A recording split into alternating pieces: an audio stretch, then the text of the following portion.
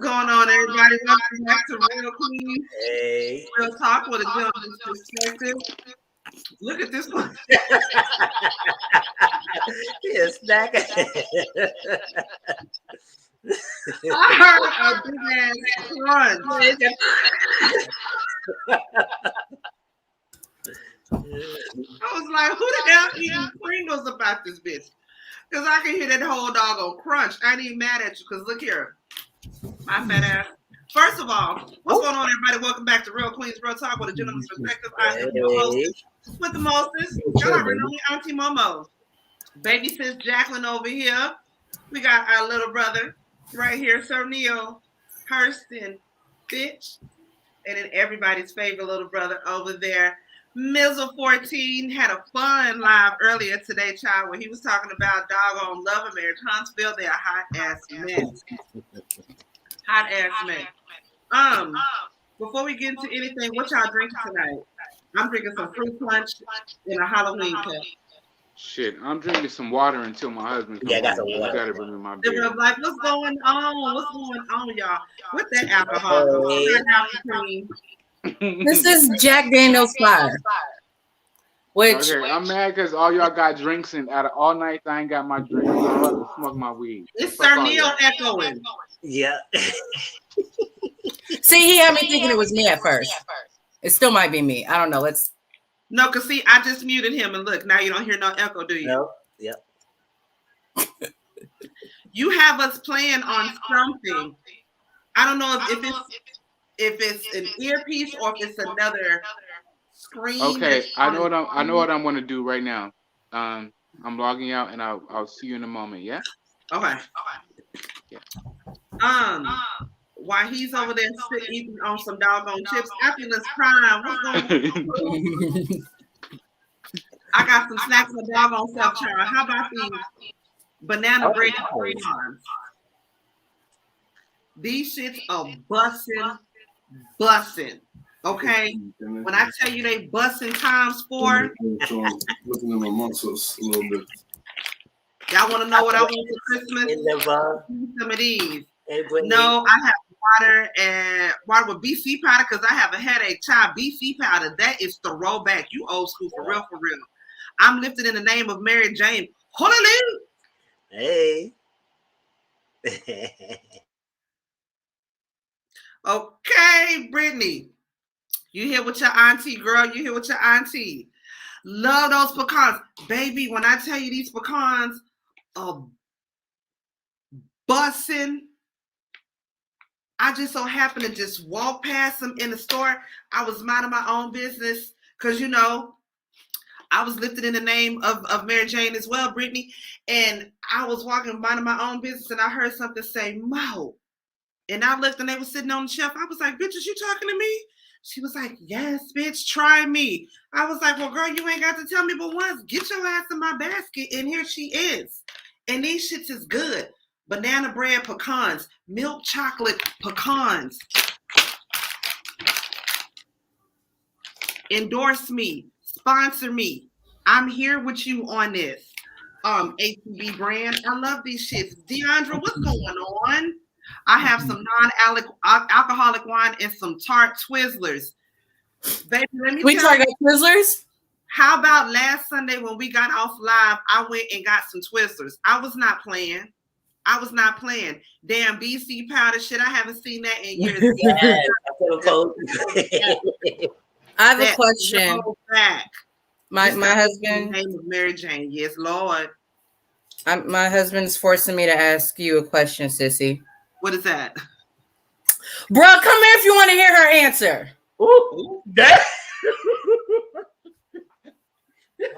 Come here. I'm about to ask her. Yeah, go. Ask. What would you do if you had a man full of muscles?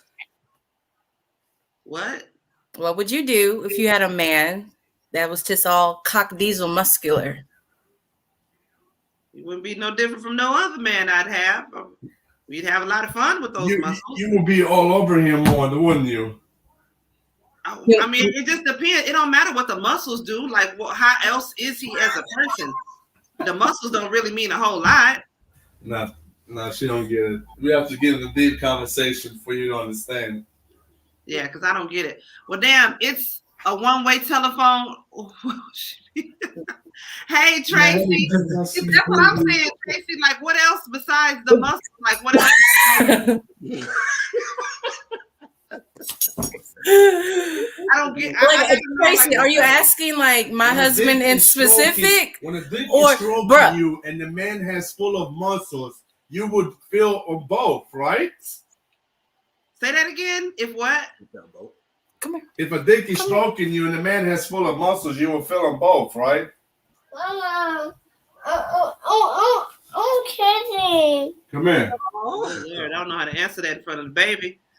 It's the motion in the ocean. What y'all talking about? It's not me, Miss 42. It's not me. You clearly heard him, Tracy. Yes.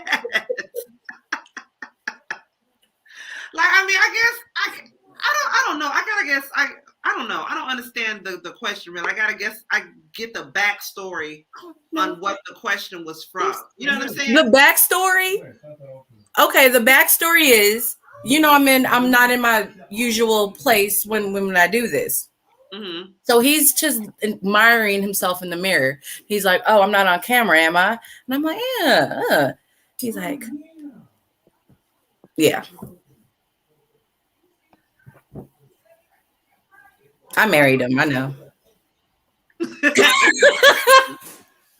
Oh, you like Okay, look. This was just him, all right? That's what? Oh, Yeah, that's what he was doing. Hey, Miss 42, how you doing, girl? He's fine. He's fine, but not really. Like, he needs some psychological help, but I love him. We all need a little bit of help in that damn department. I mean, yeah, especially him. He's from war-torn country. So imagine the PTSD he got.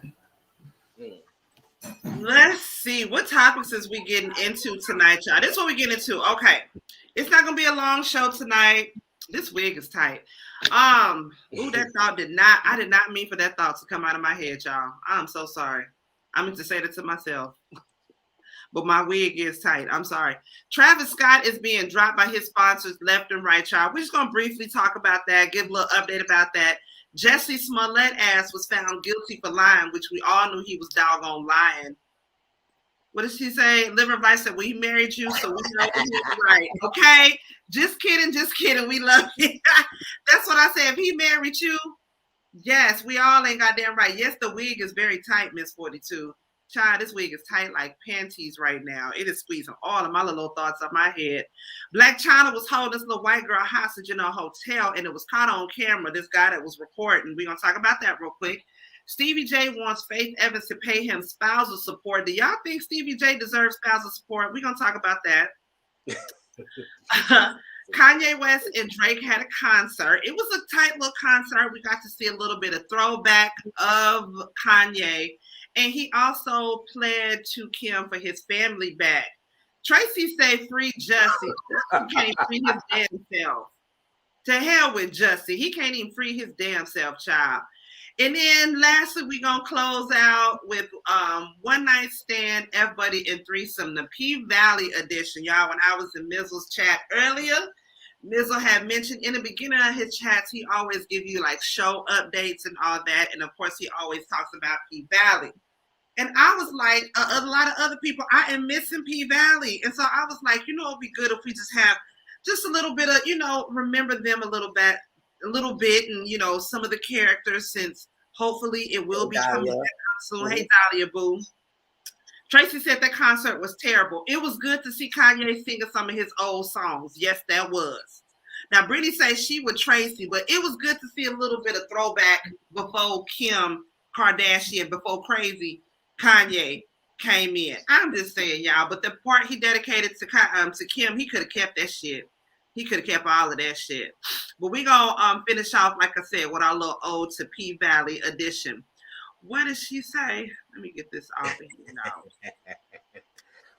Jussie should be locked up for years for his mess and his lies. Yes, Jussie lied. And we gonna talk about that. I don't care. He lied and he got caught for doggone lying.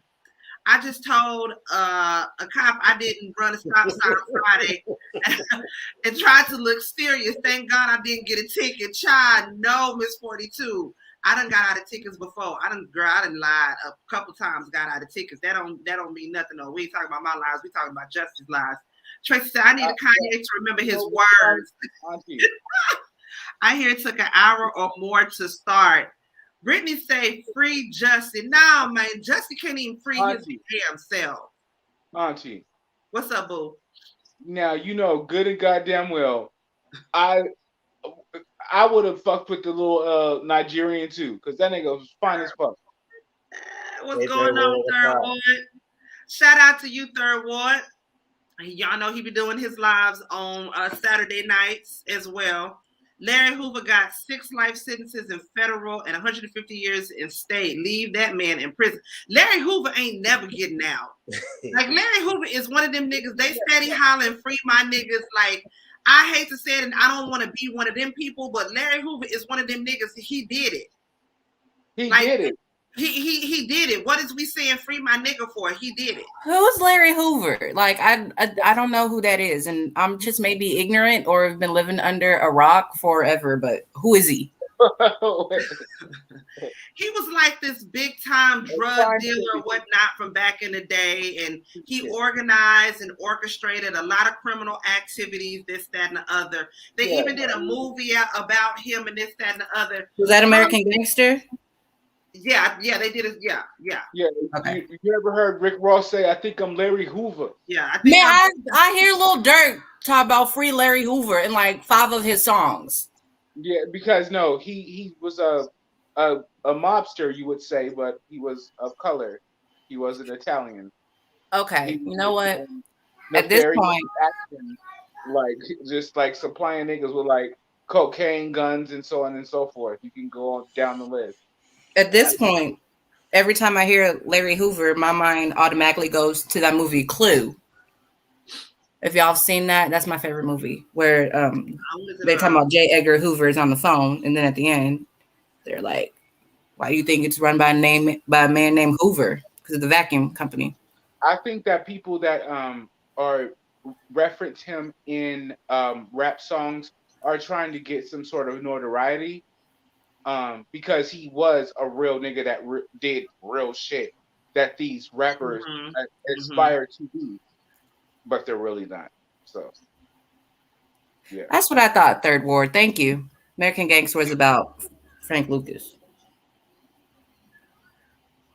Anywho. Oh, shoot. Dang, let me go back. See, shit, I don't know who Frank Lucas is. Frank Lucas, watch American Gangster. That's a good movie, and that's Frank Moses. Frank Lucas. I did. Kim followed the dedication by asking the judge to declare her legally single. Kim knew what the hell she was doing. I don't give a damn what nobody say. Kim is a goddamn robot. She's an invasion of the body snatchers.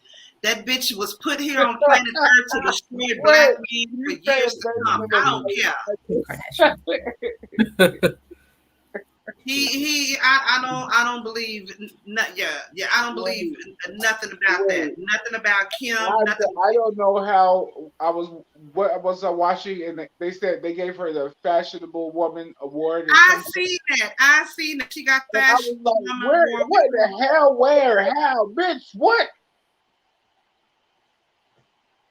Okay, I'm caught up with everything. I guess how you wear clothes is a fashion statement, or the lack of clothes. Well, she did. Well, we're gonna get into that. We're gonna get into that. The first thing that we're gonna get into tonight, though, y'all, we're gonna get into Travis Scott. We're just gonna do a quick little update on Travis Scott.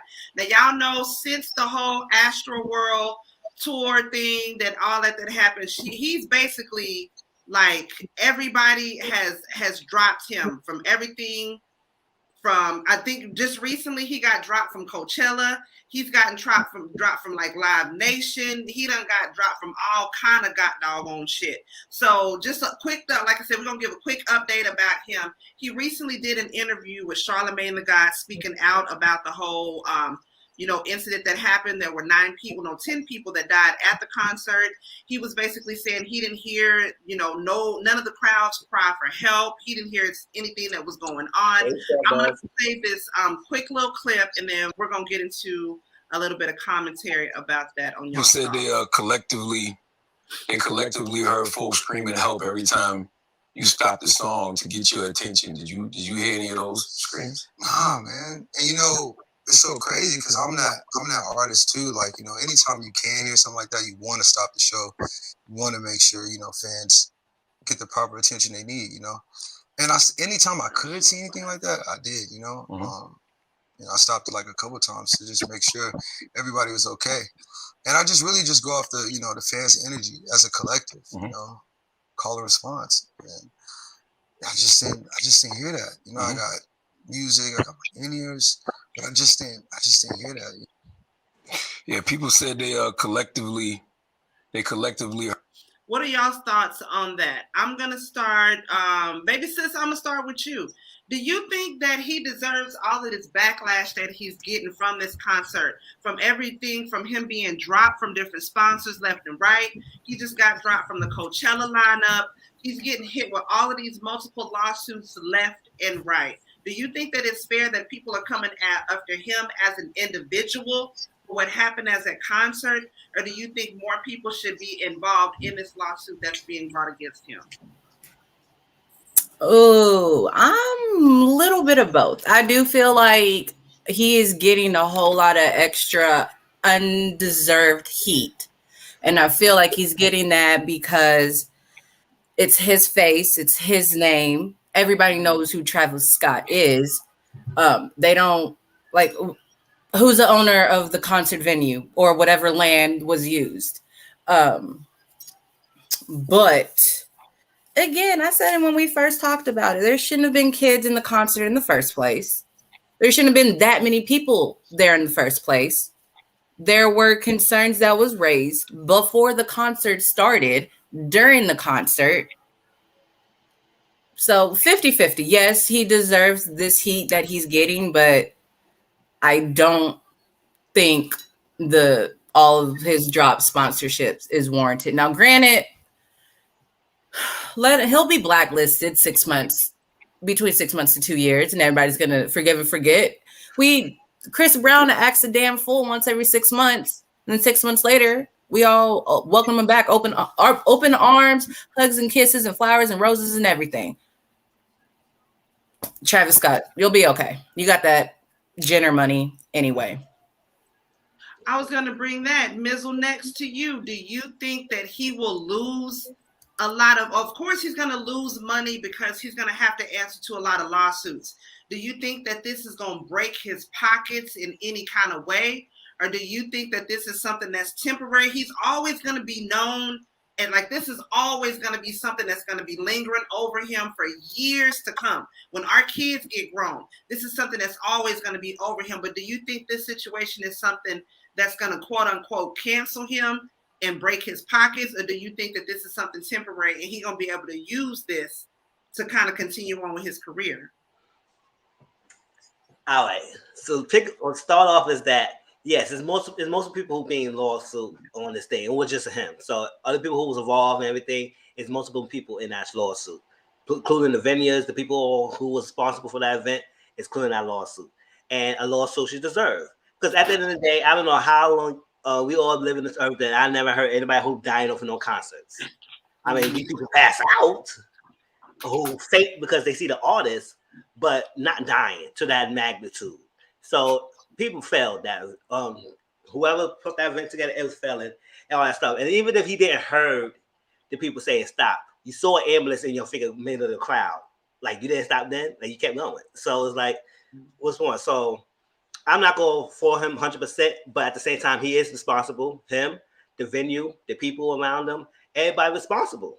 Because at the end of the day, when you go to a concert, you in that venue hands and whoever's there, and then you go to see the artist. So he doesn't spare some brunt of the responsibility and what's going on. So I was like, yes, I do appreciate I do think that he is responsible for everything. Now, with all the sponsorship or anything. I think because of the magnitude of all the lawsuits that's happening under his belt and whoever's part of that lawsuit, I think a lot of venues don't want to put their brand and name to it until this clear up. So I think will it break his pockets? I'm not sure. I don't know how much he make, but at the same time, it is a lot of people suing, and based on the videos and stuff, it's gonna be a lot of money dished out. It will be a lot of money dished out. So I think he could be able to use this and probably learn for the better in the future, and because he does these type of concerts anyway. This is not the first rodeo that he went to concert. This is the first time we heard that somebody dying in his events. But it's not the first time we heard that he do this type of kind of concerts. The Raven, the Rage, and all that stuff, and going on and doing this craziness. It's like, this is not the first time. So if he needs to calm down in the future, to calm down and do something subtle, have controlled seats, have something different instead of having all people all over the place, then we go do something better. But I think it's a learning lesson for him. It's a tragedy learned lesson for him to go through all this. But he does need to take, like Brittany said, he does need to take responsibility, because at the end of the day, even though he don't think it's 100% his fault, but it's part of his concert, and everybody's at fault. Everybody's at fault for stopping when you saw the ambulance in the truck. Whether you was in your own world, you saw something. We acknowledged that you saw the ambulance in the truck. And he said, "What's going on?" And you kept going. So it's a lot. And then, like Jackie said, it should have started in the first place. All that people who rushing in that event like that, basically probably some people they pay, they just rushing that event. That should have been stopped way before he started that event.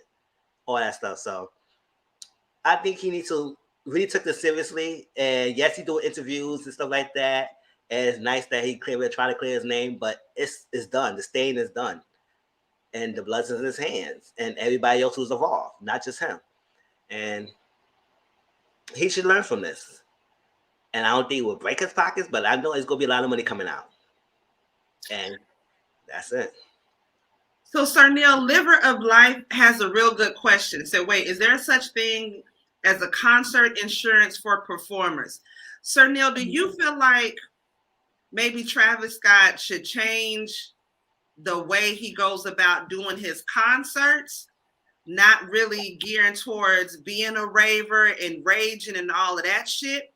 Or if he keeps that same sort of vibe that he has, maybe investing in something like a concert insurance that will sort of cover him if somebody does go out there and gets ran over, some shit like that. What you think about that? I'm sure that he's already insured as an artist with his said companies in between.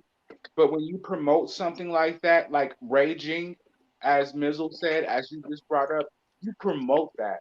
It's just like somebody that promotes gang violence, promotes prostitution, promotes anything negative. You have to be held responsible for it, because that's what you are drawing your fans into.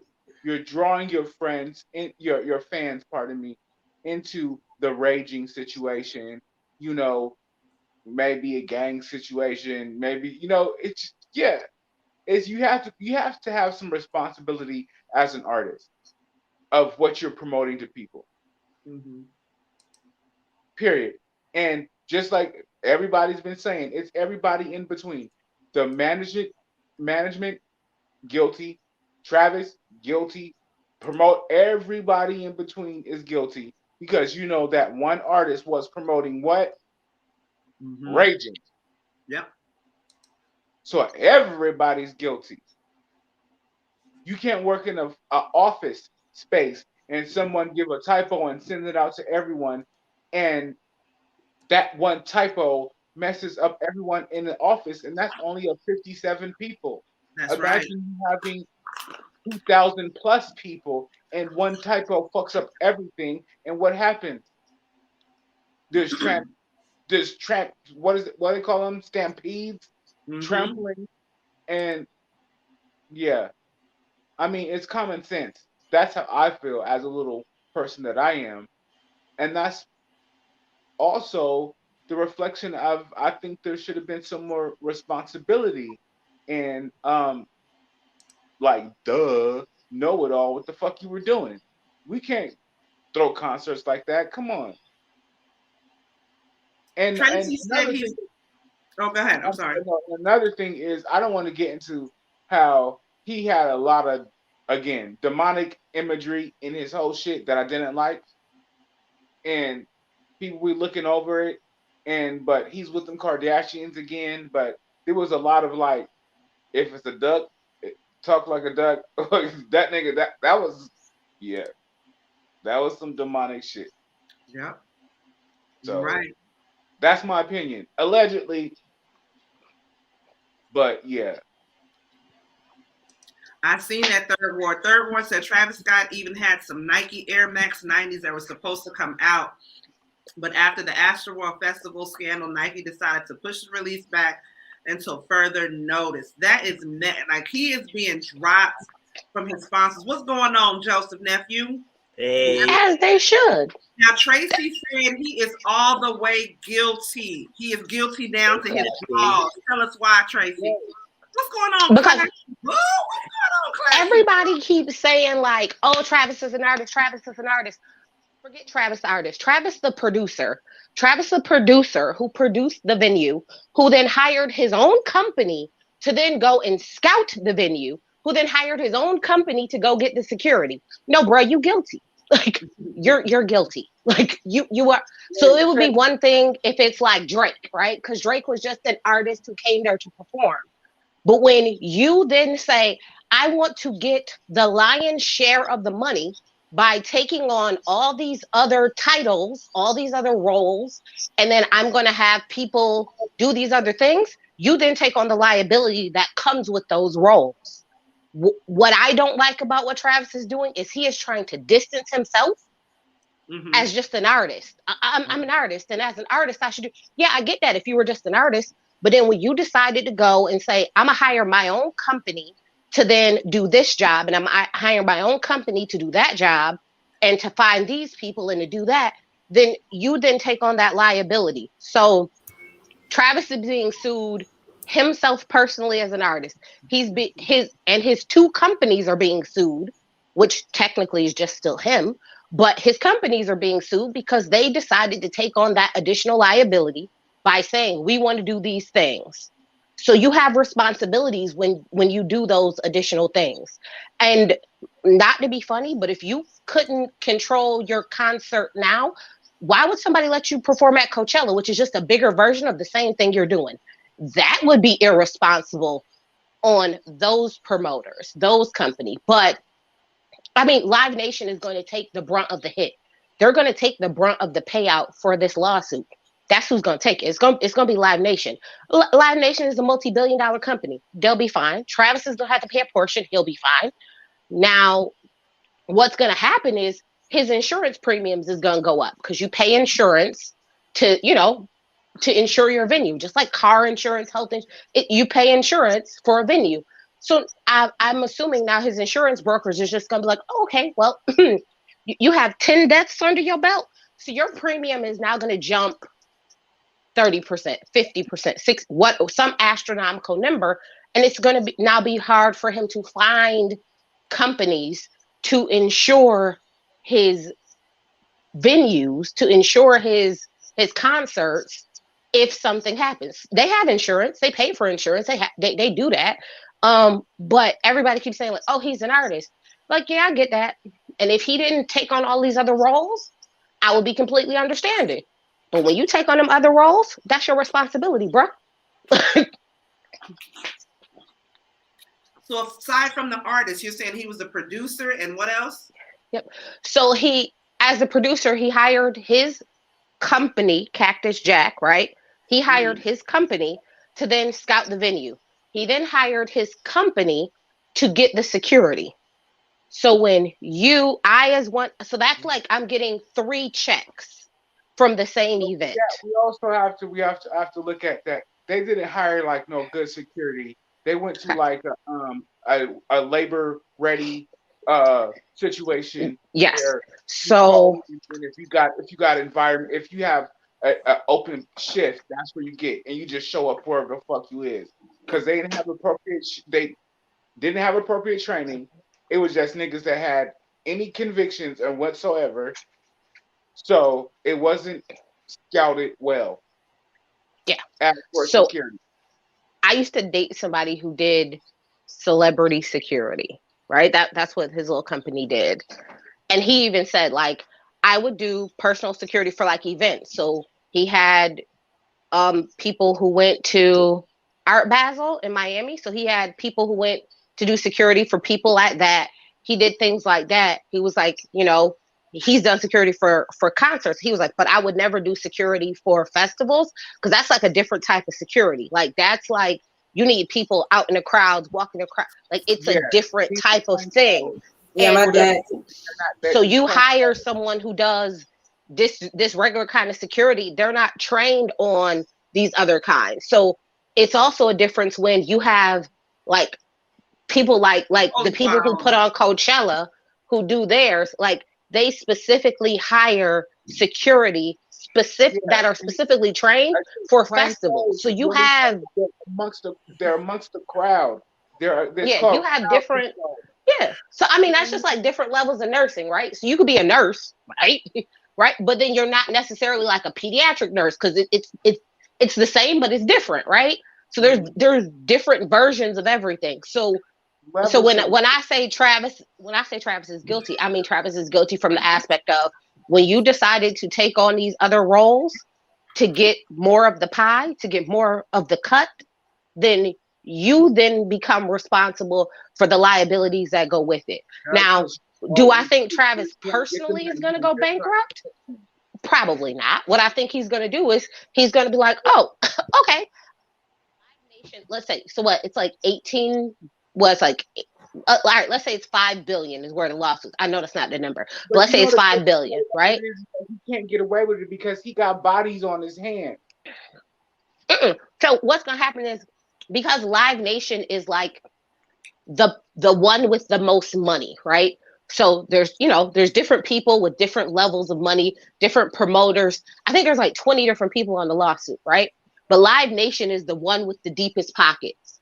So when they do settle years down the line, what's going to happen is Live Nation is going to take a brunt of it and is going to pay it out. So it's going to be Live Nation is going to pay the lion's share of the money, right? Because they have it. They're just going to be passing it off to each other. The blame is going to be back. That's what normally happens in corporate lawsuits is, okay, we all get sued, right? It's all of us. So then we all squabble amongst each other to figure out who needs to pay what percentage. That's how it happens. I just thought about this. Is Travis Scott even worth all this bullshit?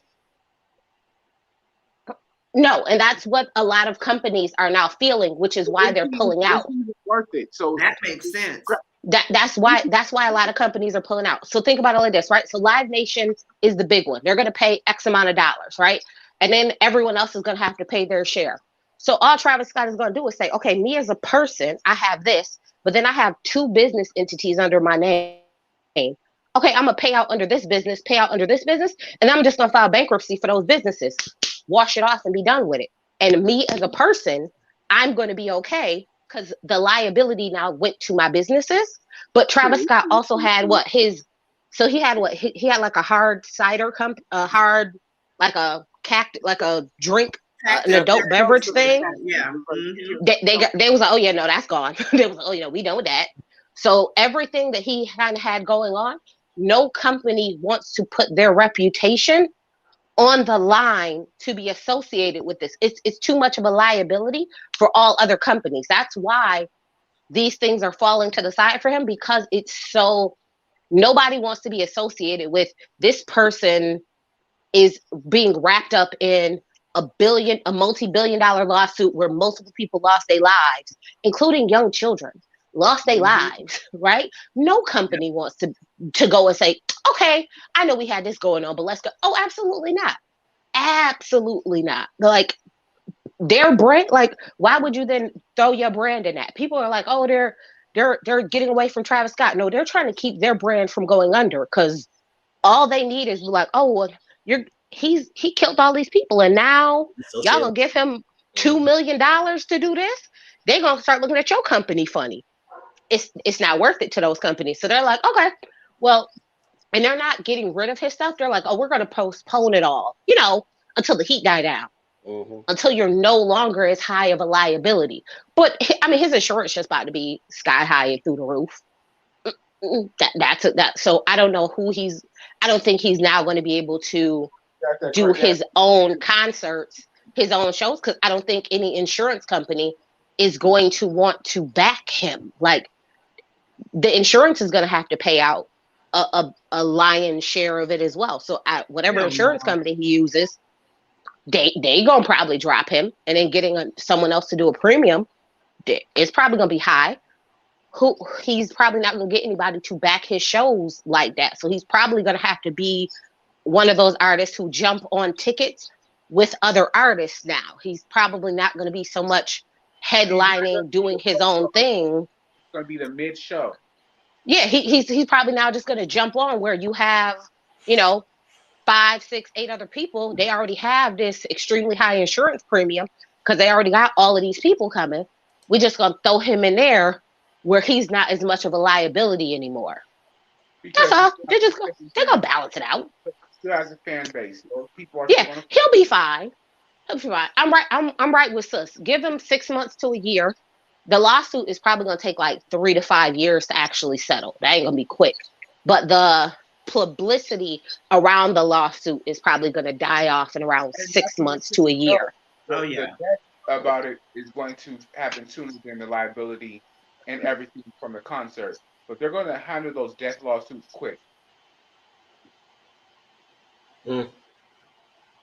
They should. I mean, because what is there to drag out? There is nothing to drag out, but like someone's going to have to. They're going to have to say if it's whatever manslaughter, so on and so forth, and blah blah blah blah blah. But it is a death.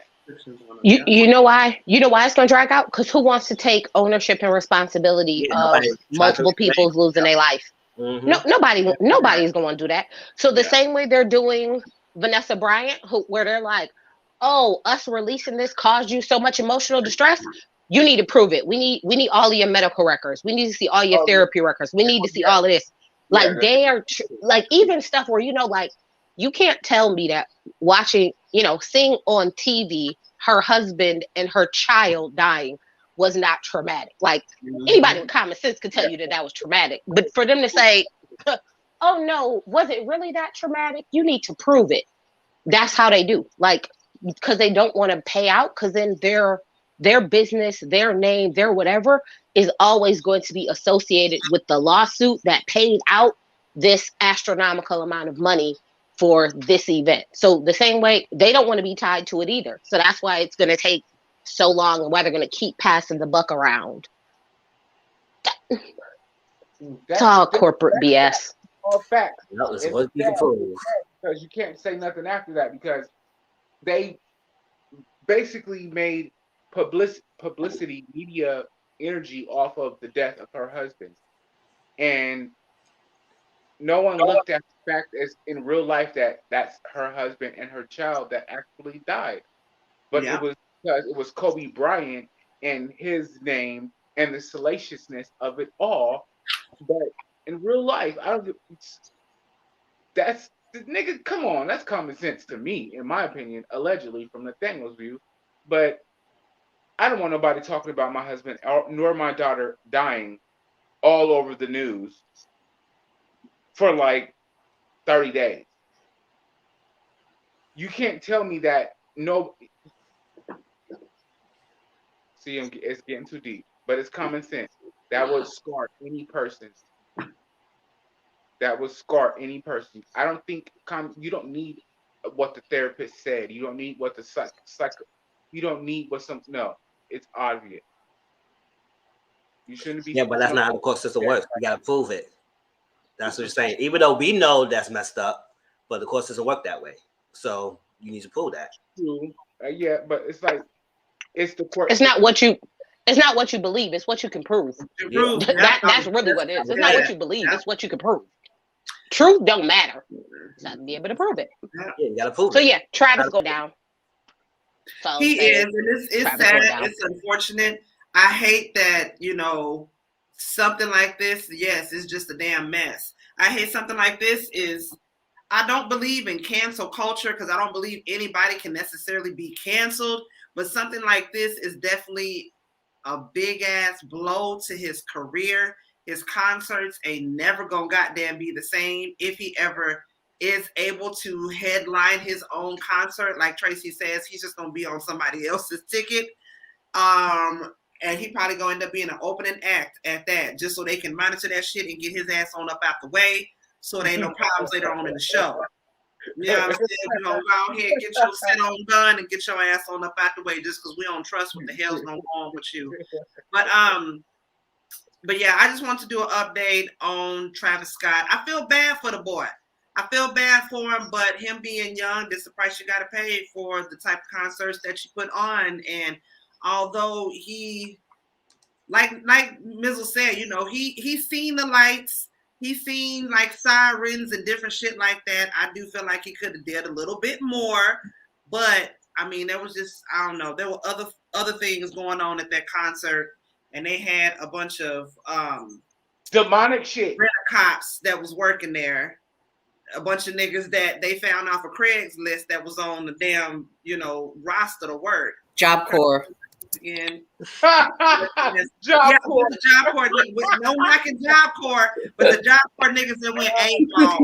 That's who the Job Corps graduated. The Job Corps AWOL niggas. That's who they had doing security at the show, y'all. I feel sorry for y'all people in Houston, though. Because you know I feel sorry for Houston because you know they suing like the city of Houston and the Houston Police Department. So all y'all taxes about to go up. You sorry for y'all Houston folks. Travis, hot girl Meg graduated from TSU, so y'all kiss our ass, god damn it. Texas is still on the map for something.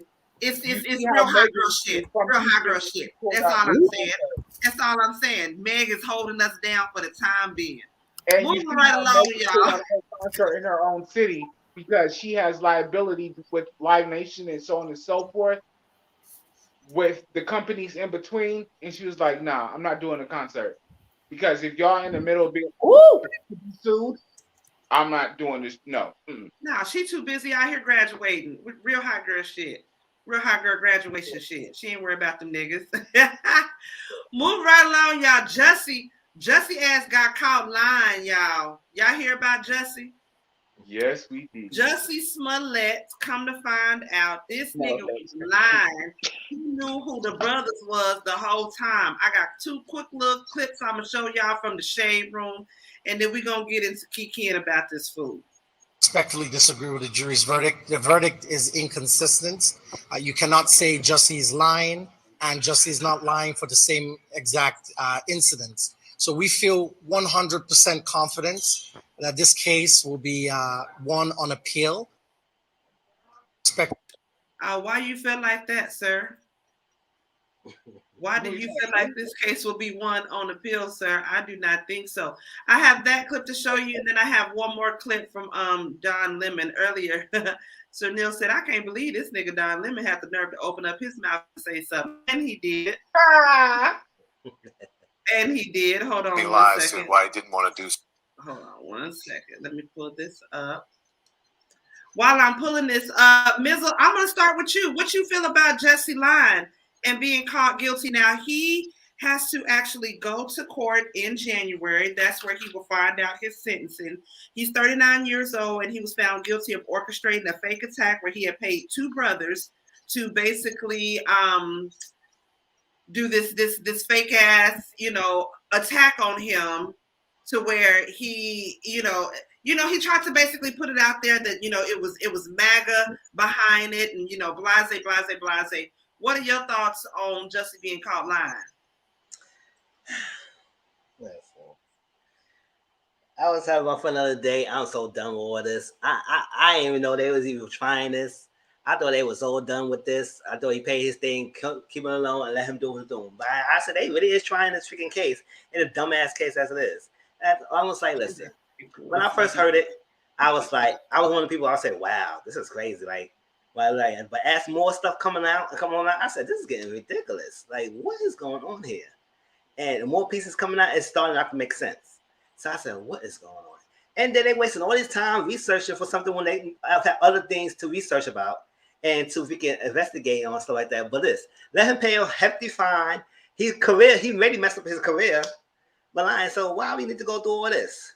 Why we going through all this? It's like, and then he got 6 charges and guilty of 5 out of 6. I said, damn, just guilty of the last one too. Like, what the hell was going on here? Like, what was? And that's what the guy said. He guilty for lying, but the last charge, he's not guilty for second aggravated for lying to the detective for aggravated hate crime. I said, okay, so he lied to the first one, but he didn't lie to the second one. So what the hell he's doing? Like, he liked this next detective he didn't lie about, so he not guilty for that. I was like, what's going on here? And then the fact that he knew the guys, all this crazy, it doesn't change the fact that maybe they hate crime, or they still probably send that letter to the job, or whatever, all that stuff, and what's going on. I mean, it just sucks that this situation happened, that they really wait till all this craziness is to get him off of, oh, he lying to me. I said, okay, so we go all this, and y'all might just get him freaking community service, pay a fine, and not even have much jail time. So we're going to do all that for that little bit of stuff. What we doing? So, I mean, most celebrities get off and not going to jail. Not everyone. Some of them still go to jail. But if they do, they don't get a lot of long sentences unless it's really crazy. By lying to police, lying to this, lying to that, how long he would get in jail? Maybe up to 1 to 3 years. But less than that, he probably didn't get that. He probably just do a heavy fine and community service. I said, damn, you messed up your whole career to do community service. I said, wow. Man, Jussie, let's stop. But at the same time, like, what's going on here? Now, I do want to believe him so bad, but I ain't like this case. It was stupid, and they wasted their time doing it. They should just let this go. Yeah. But they wanted to make an example out of him, and as a poor example, but he had to make up 200 lies. I mean, him doing drugs with the guy and having sex with him was like, okay. Y'all just want to put that out there. Y'all pushing none of that information. Yeah, but y'all want to put out about he had sex with a guy. I was like, damn, go gravitate towards his sexuality. It's like, God. Baby sis, I want to ask you, baby sis, do you think if he were to just come clean and apologize for lying, that people could forgive him and maybe try to, you know, maybe he can go on with his career? Maybe, if he were to come clean. Oh no, I'm sorry. That was Jussie's nose, not mine. Liar, liar, pants on fire. That's all I gotta say. I mean, when I first heard the story, I thought, like, wow, Trump done made these racists very bold to attack a public figure. And then just to find out he did all of this because he wanted more screen time for his character, allegedly. I'm done with him. I don't even like him. I like his sister better. So yeah, I do. I like Journey too. But I do think for one reason or another, they are choosing to make an example out of him, which is messed up, and I get why they're doing it, but it's still not right. But, you know, liar, liar, pants on fire. So that's it. I'm with Miss 42. Sir Neale, you and I talked earlier. What was? Yeah, that was the reason, Miss 42. It was in Chicago. You and I were talking about Chicago and how it was damn near a damn blizzard going on at that point in time. And so he lied about walking the subway at whatever time in the morning and below zero. It was a lot from the And as I said, people from Chicago, when you're not from Chicago, you stick out like a sore thumb. I wasn't in like the ghettos of Chicago, but a lady would walk up to me and was like, "What are you doing out here without a jacket on, boy?" Pretty much. I was out there trying to be cute and fancy, and she was like, "No, you need to go inside." Yeah, you need a jacket from Chicago for Chicago. You can't come up there with your it was easy. And people, it's like one of those things you have to be from Chicago to know. So it's like if he's actually walking around the streets, Mr. Smolly, whatever you want to call him, Smelliette, if you're walking around the streets of Chicago at night like that, nah, bro. Mm-mm. You are looking for ass. Yeah, you are, and this is where I said the other side of the Ass coin. proud, sir. And this is where he messed up. The other side of the coin, I say, was he's guilty. He's guilty for lying. Pants on fire. But I think he had a problem with his own sexuality and stuff. You know, because remember, if you look at what he said on the stand, how he was told he was fat and the working out and stuff and things like that. Maybe I would have been fucking one of the Nigerian brothers and had a special on Bravo, but he didn't know how to do that. I'm sorry, I don't mean to interrupt you, but how could he be uncomfortable with his own sexuality when everybody knew he was gay? Everybody knew he was gay. He was already out as being gay. It's the media standard of how you come out. It's the rollout. You just can't say it's gay. I'm sorry to interrupt, but didn't he say something along the lines of Lee Daniels had called him fat? Yeah, something like that. Why I said, if we have to listen to the context when he was on the stand, the things he was saying in between, the things that pressured him in between that, and he did make a foolish mistake. But yes, Lee Daniels calling him fat. Him also with him wearing makeup. There was a statement of that with his face. There was also with the initiation of him only meeting those young men is to for personal training and things like that. And he also stated that he had been to bathhouses before on a solo dolo. So it was a lot to it that we're not listening to, that the media is not sharing. So that's why I'm saying, yeah, he was an idiot. He was stupid as fuck. But the boy was pressured into trying to keep up the Joneses. There you go. Perfect. Trying to keep up the Joneses, and the Joneses caught up to him. And this wasn't a way to do it. But I have a question. This is so totally off subject. Are women allowed in bathhouses? No, women have private bathhouses. There's a bathhouse here where in Long Beach that I want to go to. I can't go to because it's only women, and it's so beautiful. It's like, and it's men up in there? No, there's no men allowed in there. Oh. No men can go in there. It's only Jeez, Auntie. And the thing is that because gay niggas want to start asking for a friend. Asking for a friend. Look, I want to go to a bathhouse. I've been seeing that shit on my anime, and I'm like, that seems like fun. Listen, this is like so totally off subject real quick. I've been thinking about doing something on Patreon where we can talk more about stuff that YouTube would censor out. I'm throwing some ideas out there. Let me know what you guys think about that. If I do it on Patreon, you know, that'll be something that you know, it's a paid prescription type thing that we do, but it'll be a panel sort of like this where, you know, we get on it and we talk about things that are, like I said, stuff that YouTube just won't allow us to talk about. So let me know if y'all are so down with that. Let me just see a bunch of eyes in the chat. You ain't got to say no. You can put a church finger up. Oh, Auntie, I have a question. Can we get certain her whole facts on there? Is he gonna spread out the whole facts? Because I need to know that one. If it is on the Patreon. What happens on Patreon stays on Patreon. For real. And I ain't got no problem with discussing my hoism. Okay.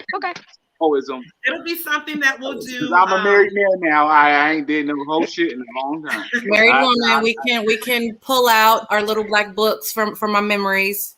Yes. You know, that's what I'm saying. It'll be something that we'll do like on a Friday night, a Thursday or Friday night. Friday night, I got my kid. No, late night, something like that. And of course, if you are a member of Patreon, you can just go on there and view it whenever you want to. But it'll be something that we'll do. It'll be something fun. Like I said, if you can't necessarily say right now because you know you got something going on, hey, inbox me a pair of eyes or a church finger, and I know you down. Anyways, though, Tracy, what are your thoughts on Jussie? Can he come back from this? Is he over? Is he done with? Is his career done with? Or can he bounce back from this? If Kanye could do a free Meech, free Larry, if they could free all these drug kingpins who got multiple bodies under their belt, y'all need to free Jussie. I don't know why y'all playing with this. Like what are we doing? What are we doing? Y'all want to free the man? Y'all want to free the man with 1,000 dead bodies under him? Y'all want to free him? But Jussie who hasn't lied to the police? That's my question. Who hasn't lied to the police? Because I can tell you about 5 good times where I lied to them jokers dead in their face too. With a straight face, don't lie. Black man in any way, shape, or form. Like what? Like what? How dare we act like? How dare we act like we don't all lie to the police? Like seriously? Like that's what we're charging him for, lying to the police. If that ain't the truth. Like, are y'all serious? Y'all charging him for lying to the police because y'all had to get up off y'all butts and do some work. Now, I'm not gonna lie. When I heard the story of Jussie going out at 2 a.m. to go to Subway in a polar fleece, I was like, oh, he lying. Because I was like, what the fuck? What Subway is open at 2 o'clock? It was cold. He had a polar fleece on at 2 a.m. going to Subway. I know you're not walking to Subway. The first line said open at 2 a.m. Subway. Oh no, Subway is open. But here's the question: who's walking to Subway? Baby, I'm a celebrity. Why am I walking somewhere? Somebody needs to drive the Subway to me. 2 a.m. Thank when you. It's like that's 5 what I'm degrees saying. Outside in a polar fleece. I was like, sir, I know you lying. I was like, and you might tell somebody in California that, and they might believe you because they might be like, oh, it's like 72 degrees outside. No hell, it ain't. Subway is not 2 a.m. food anyway. Who decides at 2 a.m. after a night of partying? Subway sounds good right now. Really? Tell me who gets Subway after a booty call? Because 2 a.m. is just booty call hours. You can't 2 a.m. tell me You no got different. 3 options depending on where you live at. I believe you're going to Subway. You're going to Jack in the Box anyway with his lying ass. Right. Exactly. You're going to get some. Listen, it's cold as hell outside. You're going to get some hot food. You're going to get something greasy and deep fried. Or, greasy in the oven, some pizza or something. Anybody believe you about to get no Subway at 2 in the morning with a polar fleece on? That's chicken anyway. Yeah. Sir, who you lying to? Like, as soon as I heard the story, you go to get food is when you're leaving the club, and it's exactly what you said. It's something greasy, something fat, and it's like right up the block. It's not like going to some Subway or some shit. Now listen, when I first heard the story, I was like, "Oh, this is a booty call gone wrong. That's what this is. This is a wham bam thank you man went haywire." Is what I thought in my head when I first heard the story. Right? No, and then once I heard the brothers, when I first seen the brothers, I was like, nah. See, I hadn't seen the brothers yet. When I first heard the story, I said, "Oh, you was out at 2 a.m. in a polar fleece in 5-degree weather." Subway? Not the Old Navy. Subway? Oh, baby, I know good and dang well that was a booty call. I know exactly what that was. Okay. That went wrong. Okay, that was a booty call gone wrong. Then when the man was on the stand and said, "Oh yeah, he was at the man-on-man bathhouse," but he don't remember watching man-on-man activities on the TV. I was like, "Sir, I know you lying." Sir, I know you lying. Trust me, I don't remember. I was like, "You were at a you were at the man-on-man bathhouse." In America, those boys, the brothers, those whatever their names are, those Stephas, whatever, they're not going to be welcome back in their community. Why? Because they have homosexual activity. So that's why they're questionable. They can't go back home now. Are they pitching or catching? Were they pitching or catching? We don't know. We don't know. Wait, just like if I can play the whole guy, I know each round. Quarterback, sneak. I don't know. So when that part of the story came out, they can't go back I was like, oh. So when that part of the story came out, I was like, oh, they all lying. Okay. Yes, all of them so lying. we're all lying. I was like, so why one got to go to jail? I was like, oh no, we all need the same time. Because isn't that normally what happens? If one person does something wrong, we all go down. I'm gonna need y'all all to go down. But so do I think Jussie could come back from this? Absolutely. Jussie gonna be on the Hallmark Channel in 5 years, singing, doing Christmas movies. You can't tell me no different. Okay, Jussie gonna be on the Hallmark Channel. Okay, he gonna be on Lifetime, singing in Christmas movies. In Christmas movies, he gonna be singing, playing the piano, singing to his love interest on screen. You think they ain't about to take that low easy money? Did you hear how much restitution that man got to pay? You hear how much restitution he got to pay? A Lifetime gonna give him it right now. They're before the trial started, it was $130,000. So that does I don't know, that doesn't include the trial. And then he got these charges, and then with your charges you get a fine, right? And it's like so his charge is a maximum of 4 years in prison and $25,000 is like what goes with each charge. That's what the thing is. Now they probably not gonna give him no jail time. If they do, it's just gonna be they're gonna give him like maybe 6 months or something like that. They ain't gonna give if they're trying to make an example of lying to the police, whatever. But they're gonna take their money, right? So they want their money. So you already had $130,000 before it started, and you got another $25,000 for this.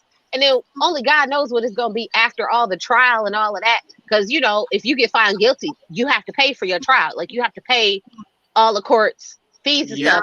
Don't ask me how I know. Just know that I know this for sure. No, I know. You got to pay for a cost. I know. Yeah, you got to pay all of that. So, he looking at like 200,000 easy. So at this point, Jussie gonna be on Lifetime or Hallmark or one of those singing. Ooh, they should bring back I'm sorry, go Tracy. Yeah, he gonna be on one of them doing something like that, and it's gonna be like 5 years because they had to wait for the heat to calm down. But Jussie does have a decent voice. He could play instruments, so it's not like he doesn't have actual talent, right, to fall back on. He got a little talent. He got enough talent for Lifetime. He got enough talent for Lifetime. He'll be right there. At this point, or at that point, he's gonna be looking for some quick, easy money. All right. OnlyFans? No, we can do OnlyFans, but he might do reality TV. I think Pornhub hiring. He's gonna be the Omarosa. He's gonna be like Omarosa. I'm thinking like the gay version of New York. What if he on Love After Lockup? No, but he can play instruments though. What if he on Love After Lockup? I can see it. Thinking, like old school VH1 reality TV. I'm talking Flavor of Love. Yeah, the first and second season. I Love New York. I need something like that. Give me what was it? Oh, The Surreal Life. I was looking for love because remember, like we said, the whole thing is like he was fucking with the Nigerian brother, and just like I said, they were openly, Jussie was openly gay, but the brother was like, no, we can't tell nobody about this. So how about we give him a reality show about, yes, I'm looking for love in a gay way. So like a gay version of The Bachelor. Yeah, like real niggas. So I was like, Zeus will probably take him. He should write a book about his experience with those brothers. That's what I think. Something good. I would prefer to see the movie. I would know. No, that he should make a movie about his encounters with the brothers. Because one thing about it is that like we don't understand I understand, but some women don't understand how sometimes men fight their sexual preference, and to sometimes they'll put themselves in a dangerous situation, as in what Jussie did, because they don't want anybody to know because how they're viewed in a religious manner or a manner of where you're from. They'll be shunned. Like I said, the brothers, they can't even go back home because they'll get beat. Them jokers don't want to come back home. They right where they want to be. But the ironic about it, this is a story. This is a Lifetime story because we're like, oh my God, could you see them doing the Lifetime surviving Jussie? And the brother, like, I don't like you, but I'm going to actually, I want to see like the whole thing, like just, and then we're gonna act like I'm gonna try to kill you, but I love you. But I want the whole rollout, bro. If Vivica Fox can do it with like some elongated story These niggas need an elongated story about. Listen, their Tyler Perry tribulation. can shoot it in 3 days. What y'all talking about? Tyler Perry I'm got done this. with you, He Trace. said 3 days.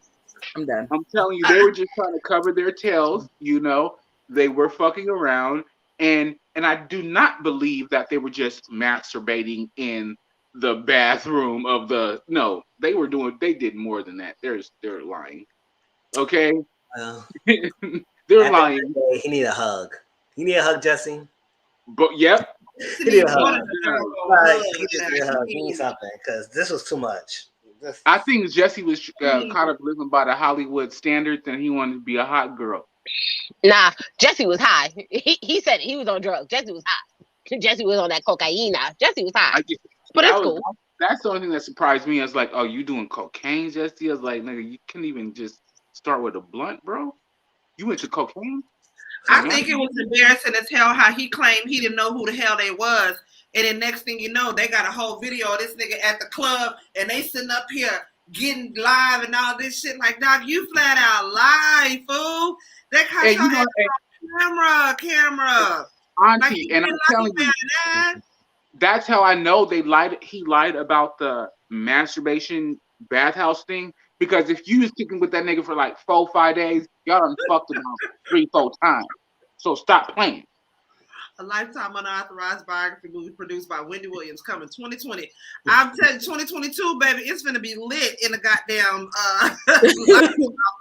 movie.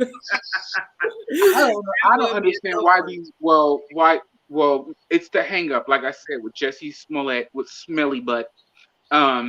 It's their celebrity and how they have to marginalize their sexuality. You know what I'm saying? But that's what he got caught up with. He was just trying to keep his nose clean.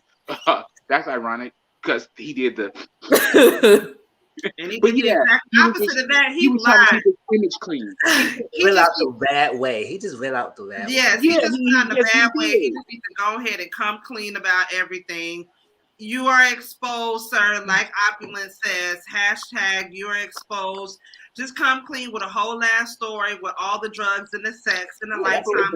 Just said, I did it. Yeah. Redeem yourself if you come clean. Like, give the world the tea. Everybody already know that you was out trying to get your little rocks out in the middle of the night and it backfired on you in some kind of way. Not only were you trying to get your rocks out, but you was also trying to get your roll back popping. Yep. It didn't really work like that. You know. And another thing though, if he would have came out with the little chocolate brothers that he messed up with, that would have been like power couple. Like, look at them, they so cute. But y'all niggas in the closet, not even the closet, y'all in the cupboard.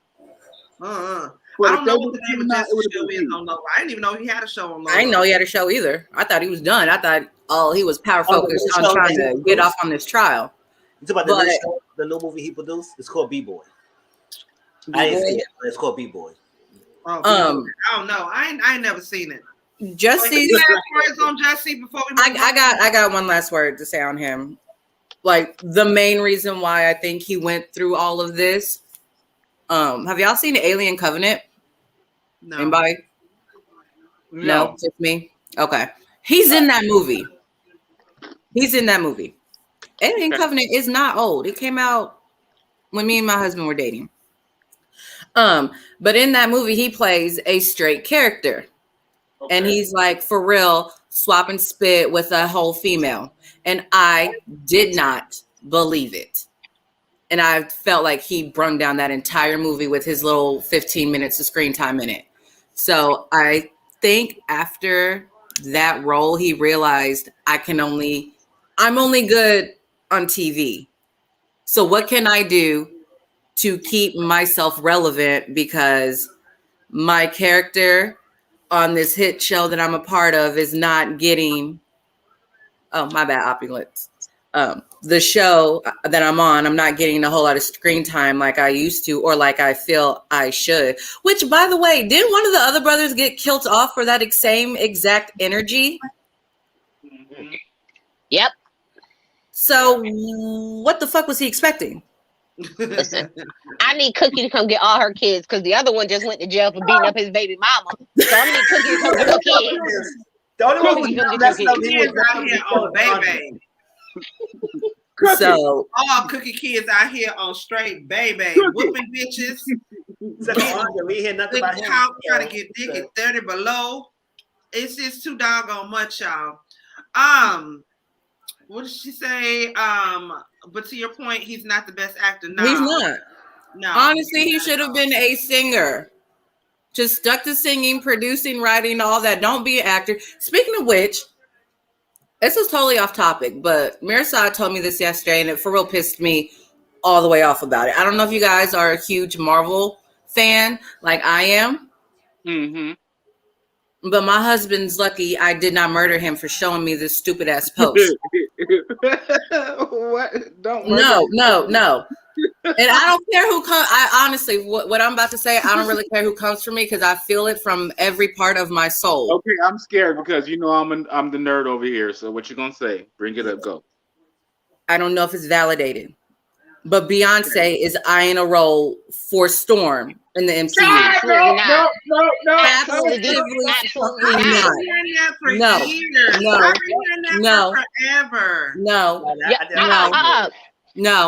No. Listen, I promise y'all need to take y'all non-acting. Y'all need to take y'all non-acting queens. That's not true. Right on over there.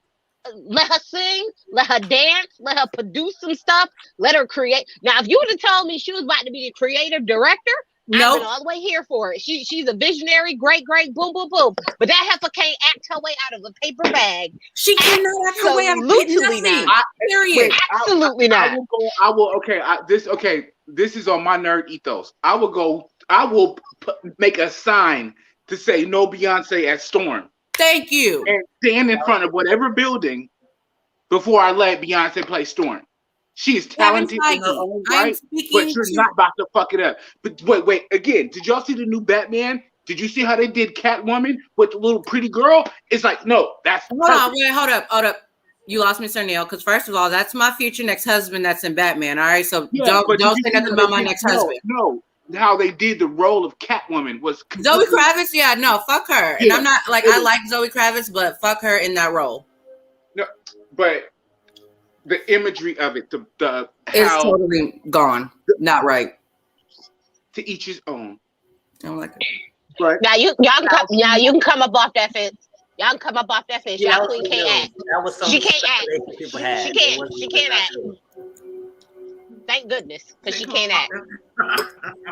I ain't saying nobody lied about her acting.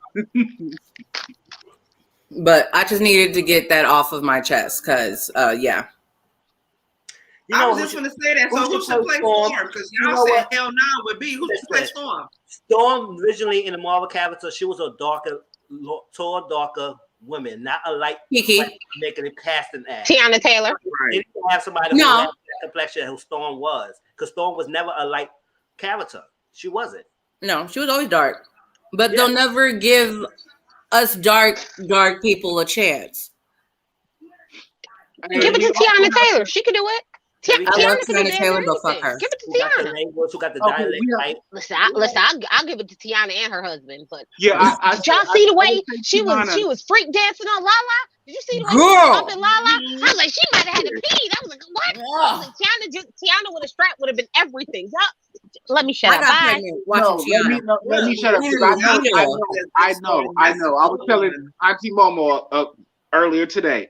If the girl talked to me and her husband talked to me, I know it's going down. I'm backing both of them.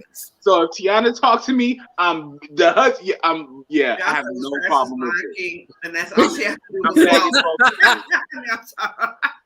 I agree, JW. Oh my God, I loved almost everything about that new Lion King reboot except for Beyonce. She didn't have much lines. Oh man. I don't care. Will be in Storm too. I like that idea. But see, the only problem, it depends on like at what time frame is this X-Men movie supposed to take place. Because if it's an older Storm, then yes, Lupita, perfect. But if it's a younger Storm, I say Kiki Palmer. That's what I said. Storm. I said Kiki. Yeah, for younger Storm, but older Storm gotta be like even like Angela Bassett for older Storm. Because that's like older Storm. Yeah, because remember, Storm is like an Orisha. So she goes with the gods. You know, she's a goddess herself. She's not. All right. So for Grandma Storm, we got Angela Bassett. For Mom Storm, we got Lupita. For Sister Storm, we got Kiki. Yeah. Boom, there it is. And wait. The little Storm, the one, they giving my girl B the whole the ass refugee blues. Storm needs to be the girl from Blackish with the glasses. Yes. Yes. The one that around before they no goddamn chance. They said fuck you and your mama too, B. No, we said B could do the creative directing for it. Yeah. She could do the soundtrack. She can do all that. She can do a soundtrack. But she's not gonna be Storm. Saying fuck Beyonce. Yeah. She can do a soundtrack. There's tons of things Beyonce can do. I'm there with you though, girl. I'm the same way. Lord knows. I love me like Strictly Dickly all day, every day. We just cast it like 4 movies like right now. So we need to get our monies. Okay? Where's the string at? Because we just casted everybody. From the Junior of Storm to the Elder of Storm. So fuck that. And Beyonce is not gonna be Storm. She can do the You know what? If anything, Beyonce would be the first victim of whatever human tragedy was to befallen in the X-Men movie. Wait, she could be creative director. No. If she wants to be in the X-Men movie, I'll let her be in the X-Men movie, but the bitch is not, she won't make it past the opening scene. Wait, is she gonna be the person who dies in the opening scene and we're all like, she gonna be that? Oh man, dang B. Dang B. Wait, the lights just gonna fall down. You know what? Hold on. Wait. I will give her a significant death in the opening credits, okay? So this way, throughout the rest of the movie, everybody's referencing, oh, what a great tragedy. She's gonna be a pedestrian that just the car just runs by. No, again, she could be the significant we got to death. move on about the Marvel, y'all. We got to move all the way on. Y'all, the next thing we're gonna get into another crazy bitch. What's his crazy heifer's name? Black Chyna. Oh. Black Chyna was holding this woman hostage in her hotel room during this drug-fueled party. Now, we already know that Black Chyna has been out there being rumored as somebody who likes to play with the booger sugar and all that. So this boy got it recorded when she had this white girl caught up in this room. I want y'all to listen to this recording right here.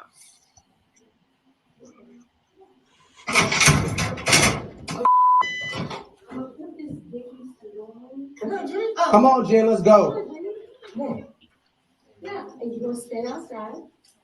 No, we're not standing nowhere. We're leaving. Gonna push her out the door. You crazy? Nah, that's crazy. She's crying. Whatever, my.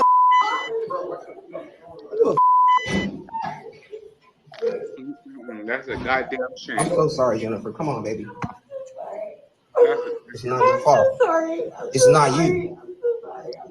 You didn't do this. She did this. I'm not going in there. Her. I wanted to kick the door in. You see that? First of all, don't yell at me. I was very respectful. Okay, cool. I'm not going to yell. I just came to help you out. You did all this extra. All right. Got you. I'm sorry. I apologize. We'll leave. I'm going. No. I don't want any of you. I don't want anything to do with her. I'm sorry, sis. I'm sorry. It's wrong. So I can't get in here. Don't worry about it. We don't have a key, so I don't know. I don't even know one. Come here. No. Don't do it. I'm so sorry, bro. I'm so sorry. It's not you, Jennifer. It's not your fault. She's high on cocaine and crazy. She was telling me I was so rude. I'm sorry you experienced that, baby. I'm so sorry. You did nothing wrong. She tried to tell us all to shut up and she's gonna kick everybody's ass. I said, you ain't kicking nobody's ass who I came with. And then that made her kick me out the room. You're not gonna disrespect me? And then you kept my friend in the room? Nah, this. Ain't no way, that's right.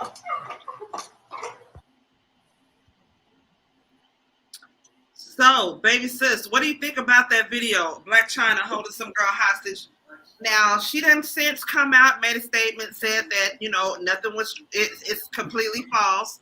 She was not holding anybody against their will. Okay. And that they were all. What had happened was it was a party. She had invited these people back to her hotel, whatever. Afterwards, and this is what happened from there.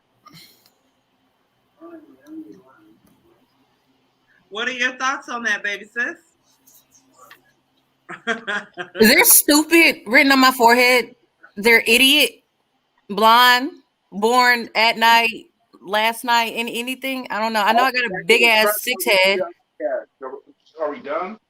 No, we're not. Okay.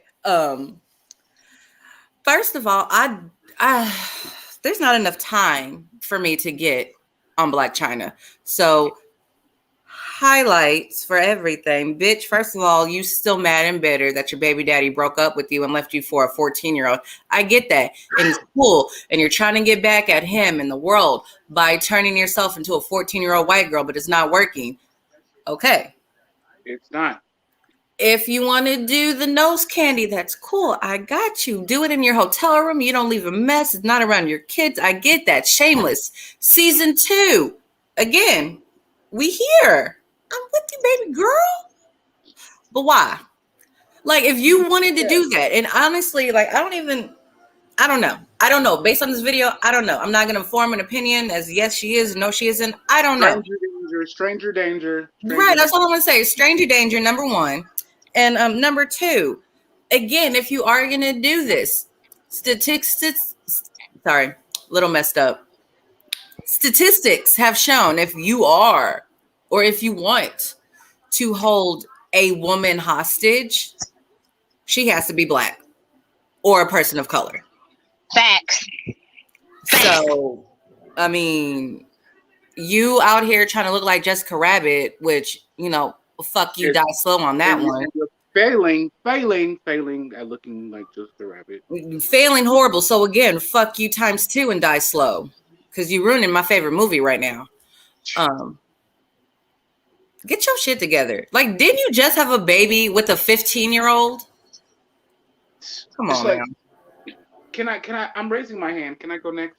Hold on, I'm gonna go to Mizzle next. Mizzle, based on this video, do you feel like Black Chyna is guilty of maybe holding this girl in this room against her will? Does this video incriminate her in any kind of way? Listen, I don't recognize Black Chyna. I don't know where she was. So they had a still picture. I don't know who recorded this video, but I couldn't figure out who she was, where Black Chyna was. It seemed like that girl got it pretty easily. So where was she at standing in that video? Because I did not.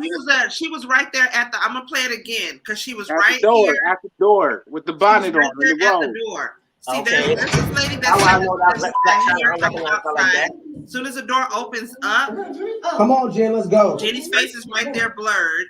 That's Chyna right there, right? That's her right No, there. we're not standing up, we're leaving. Okay. And they push her out the door.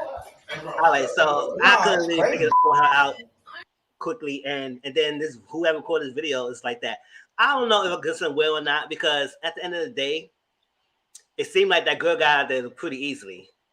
So what gets in will that she was in there? I cannot say if she was or not, but I will not go off the back and say that, oh yeah, she was against her will and going in that thing, because we got in the door, knock on the door, open the door, she got out, bam, that's it.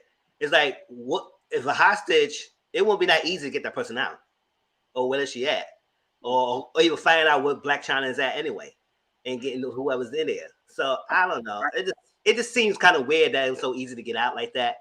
And maybe she thought, I'm not saying other people could go to celebrities and like the celebrity and want to go in their room and have a good time and party. Like I said, Black Chyna could be guilty. She cannot be guilty. I cannot say it because we only saw her coming out. We didn't see it was anything go leading towards there, saying that she was against her will or anything. I mean, yes, the girl was crying and stuff, and I couldn't really hear what she was saying. But it's serious. I mean, it's a serious allegation going on, but I would not jump in the bandwagon and say, oh yeah, she did it against her will. Now, if it was, it's not the only one her by herself. What other people was in that room? It was only her. It had to be other people, right? So that's what I'm saying. what was other people? And then other people speaking out and saying that it was against their will or like that? Because in a hostage situation, I mean, unless she had a gun or something like that, and so nobody, you can't you need out this room and us like that. I don't know. I mean, you don't have to, but at the same time, I can't say if Blac Chyna is guilty all the way 100%. I think this video was just clout chasing. Unless somebody else speaks out, unless somebody speaks out and say that it was what was going down inside the room, because they only recorded the video after she got out and she wasn't making a thing.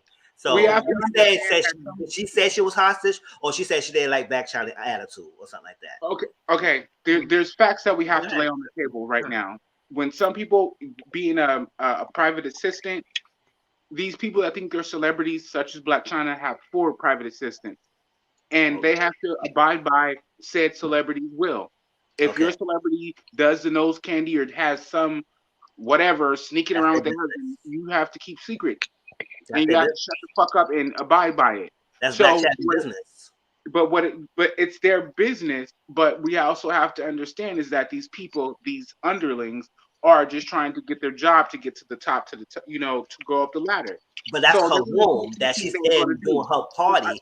So and we also have to understand that this is not the first time that Blac Chyna's been in this. Well, I don't follow Blac Chyna life. I just going by just this video.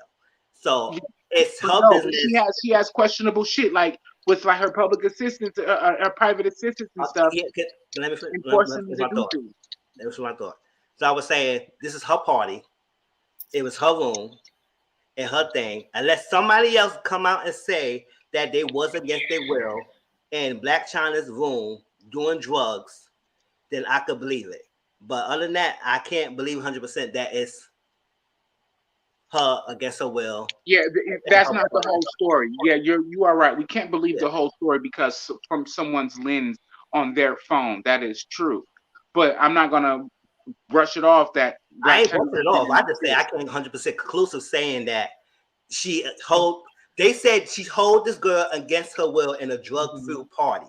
That's the allegations. So we need to know exactly what was leading up to, who was there, what happened, what she say, why she can't come out, why can't come out the room, what was the stuff going on inside the party that this person could easily go in her door, open the door, get the girl out, and that's it. And that good. That's another thing. You can say a party is 4 people or a party is 500 people. That's what I'm saying. So it could just be a gathering. Yeah, you're right. There's logistics to it, but I have questions. No, these are honest questions. Number one, I never trust white women tears without proof. So let me start that off by saying that. So don't judge me for my questions. Okay? Was it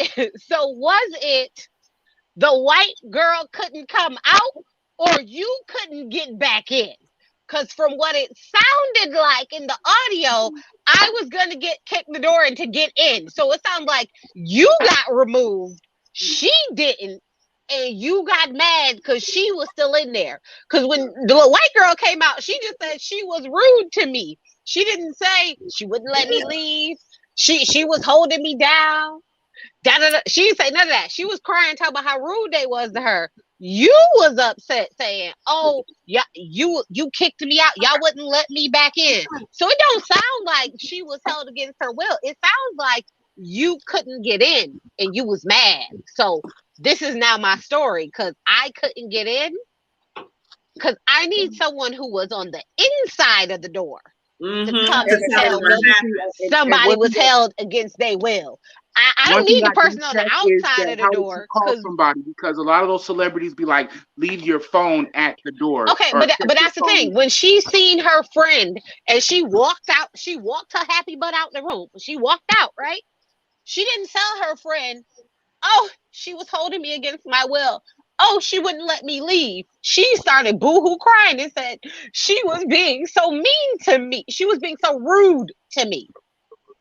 Rude and held against my will are not the same thing. They're not. So again, I need somebody on the inside of the door. Like Mizzle said, we got to look at both sides of the story.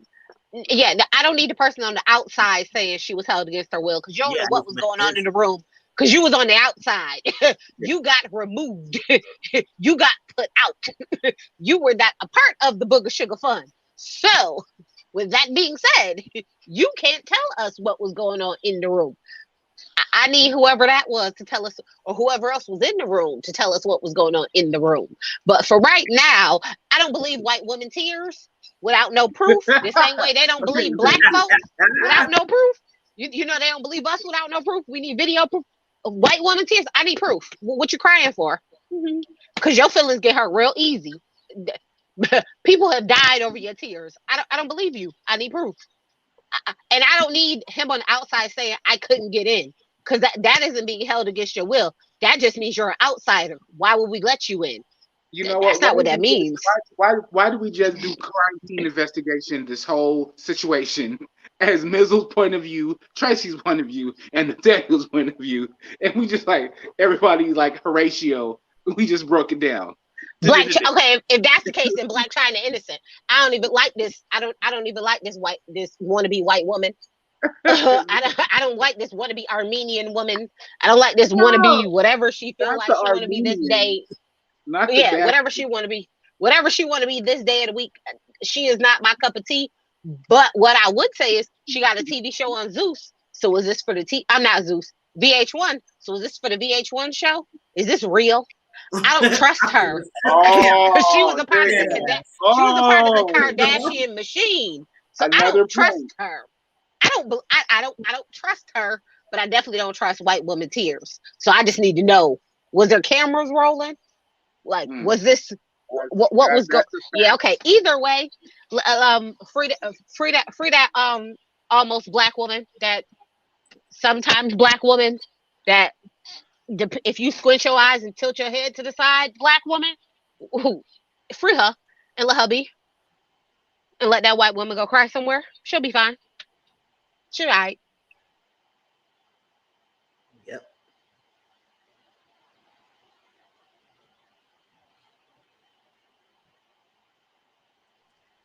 Yep, I agree. Okay. All right. So, does anybody else have any final thoughts on Black Chyna? Man, I had a friend in college that ruined all the good parties doing shit like this. I ain't buying it. No, not at all. Because I do believe what Tracy said. I don't believe white woman tears neither. I need to see a receipt. I need to see the full, accusation of what's going on, because your tears have gotten my brothers killed for many of years. So I just can't believe what you say, little Susie, because you say what you said had went goddamn on. I'm just not finna even down. And you know what? This is why we need to have conversations, because everybody has an opinion, like an asshole. But the outlook, like Mizzle broke it down, like we all are concluding right now, we all don't know what happened, and we're not trusting some white woman's tears. And we have to look at the celebrity of it all. Anybody could be a piss poor celebrity. You can be on 90 Day Fiance and somebody pull out a camera and be like, whatever accusation, So it's good to have these conversations, because we look at it at both ways, the obtuse way, the vertical and the horizontal way. But yeah, I'm not trusting the white lady. I changed my verdict. You ain't goddamn fooling me, white woman.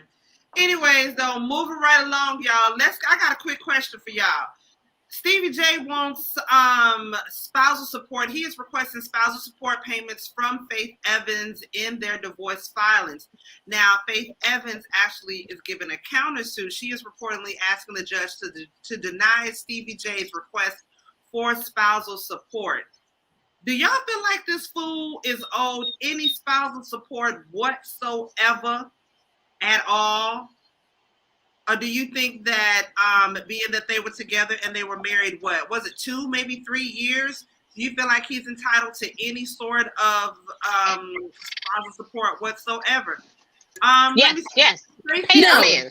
No. Pay that man. No, fuck that man. Hold on, Tracy. I'm gonna start with you. Tracy. Then I'm gonna go from the bottom up. Tracy, what are your thoughts? Do you feel like he is owed spousal support? Absolutely. Yes. Pay Pay that man the whole 52 cents that he worth and tell him to get it out your face. Because if it's anything above $1, he don't deserve it. Give him his 52 whole change. cents. Give him his Give him change. Give him 52 whole. Give him 52 whole cents and tell him to get up out your face. Like 52 whole cents, and then take that 52 cents and apply it to his back child support, and then really tell him to get up out your face. See, that's all you needing. That's all you getting, sir. If that, but anything above $1 is just way too high. You want something? I got something for you. I'm gonna take this 52 cents. I'm gonna apply it to your child support, and you gonna go ahead about your business. That's what you gonna do. That's on period, Pooh. Yep. Sir Neale, do you feel like he is owed any spousal support? I would say hell to the no, and I think he did one of the gold digger moves, you know, get in a relationship with like what women do. No disrespect, but get with somebody, have the baby, 2 years. I'm going for a divorce in the third year, and you got to pay me for something. He pulled the hot girl summer move on Faith Evans because he want that Biggie money. So we just got to be smart about it. And just like don't nobody think Stevie J is fine because he's got a rat face, and he does, but and that's just that. Mizzle, what's your thoughts? Do you feel like he's owed any spousal support? Well, what for? Why he asking that for? Why he asking for it? I thought he was thinking divorce. I thought he was not going with divorce. I think he apologized. He said he's not going with divorce, and now all of a sudden they're going through it. So why are we getting requests for spousal support for? First of all, I thought you could supposed to be married for a long time. I mean, 3 years. I don't know the litigations. I'm not a lawyer, but I could have sworn he had to be for a long time to get the spousal reports. Ain't even able to get that. So I think like he got with Faith Evans, you know, she's making in dough. She probably got residuals and awards, you know, like that, and money of businesses and stuff that she got before marriage. That's what she wants. She wants stuff that she was before marriage, not granted to him because that could be messy. So I guess she tried to that. So hopefully she did have a prenup or something like that before they got married. But I don't know why he wants spousal support from her or vice versa. I mean, I don't know. They ain't be married for the time for me. They would say they need special support. They could go their own epical ways and they had their own money they had before marriage and move on, and that's it. You have no reason to want to come after my money. That makes no sense. He should have his own damn money. And then I mean, we all knew that it was weird for them to get together in the first place. They were a weird couple to begin with. Baby sis, they've only been married a few years. Is he owed any spousal support? Okay, so the first time that I even realized that Faith Evans was married to Stevie J was earlier this year. And that's only because a Love and Hip Hop clip came up on my Facebook page where Stevie J and Faith Evans are sitting down talking to one of Stevie's baby moms. And Faith is over here telling this little boy to be a man. You're right. So I had to ask my coworker because she watches Love and Hip Hop more than me. And I'm like, girl, is Stevie really married to Biggie's wife? Like for real? Like she's settled. They had business going on way before when they was together. Yep. He was a producer with Bad Boy when Faith and Biggie were together. You know what? See no evil, hear no evil, because I was not into hip hop around that time. I was a child then. Me too, but I didn't know it. I don't know it. I don't need to know it now. It's not going to fulfill my life even more. It's not going to change it's not going to change shit. So again, I had to ask my coworker, like, oh, this is like for real? They're not boyfriend and girlfriend? She's like, no, they're married. They've been married for a few years. And so I told her then, okay, look, speaking of which, Tuesday when I go into work, I'm telling her, I knew when I told her it wouldn't last. I told her it wouldn't last. That's because, yes. And he is too old to be a gigolo. And y'all ain't got no faith in black love? I do have faith in Black Love. I got faith in Stevie. Stevie is a straight up. Okay, I need you to pull the irony out your mouth again, Tracy. No faith in Black Love. Did you hear what you just said? Faith? He is a low down, rabies infested, STI having rat. Like, honestly, Faith, baby girl, you probably need to go to a doctor. I can't do my boy like that. Because No, yes, I can. Them as celebrities and they all polished and perfect for the pictures. No, fuck him. Sure, Faith is the woman in your pointing in your motherfucker. Don't you say shit to me. Faith is not every right to too. I know I would. And she's like, because if you the likes of the people that she's dated, you know, she's not somebody to be pushed around. Let's be honest. Not at all. Not at all. That's the reason why I was shocked and surprised that she was with Stevie. Like, remember last year when they said that? You know he's a hothead. You know he's a hothead. No, remember last year they said that Faith had jumped on him and they called the police because he had got beat up by Faith? Y'all don't remember that? Yep. Just saying, Faith got them hands. I'm telling you, sis. And she's not sitting there being docile and being like, okay, Stevie J. No, she's up in Bronx. Where's she from? One of them New York proverbs. That's why I said it would not last, because Stevie wants a weak bitch who will allow him to get away with doing weak bitch nigga shit. Yeah, with his foolery, fuckboy shit. And then on top of that, he can't threaten to put her back on the pole like Jocelyn. Right. She is the pole, baby. She is the money.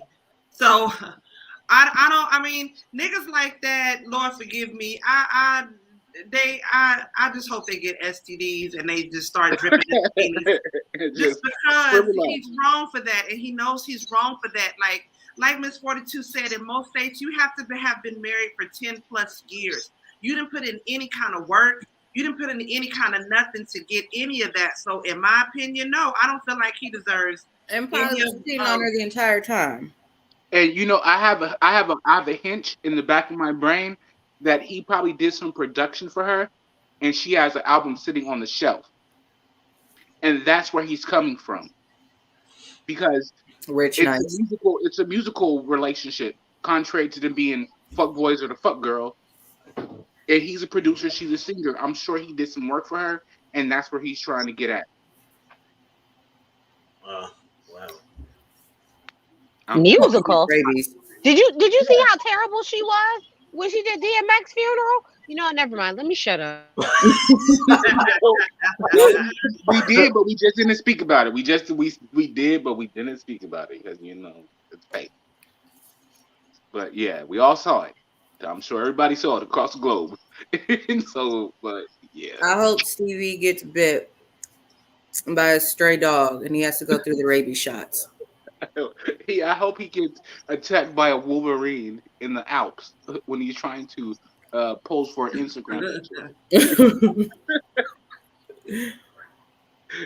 Well, either way it doggone goes, like I said, hopefully don't no judge in a right damn mind grant Stevie J any sort of goddamn spousal support. I hope that the judge actually, I'm hoping and praying that the judge actually laughs in his face for even suggesting something. And another hunch that I had, watch their kids be fighting on the next season of Love and Hip Hop, whatever. Trash. Okay, or do an oil change or none of that, and you got the nerve to ask for spousal support, nigga. You probably didn't take the car to the damn car wash. I hope the judge says that your wife is not responsible for your child support, because I promise you that's the only reason why he's asking for spousal support. Well, anyways, though, y'all, moving on from that, last thing that I wanted to get into, Kanye West, y'all. Kanye West and Drake had a concert. Now, the little bits and pieces that I seen from it, from the throwback songs that West did before he got crazy, it was good little pieces that I saw, right? Now, Twitter went crazy over this one little remix, whatnot, that Kanye did, where he basically begging for his family back. I just wanted to play this for y'all, and we're going to get into it. Y'all going to let me know y'all thoughts and y'all opinions on it. Baby, I need you to run right back to me. Baby, I need you to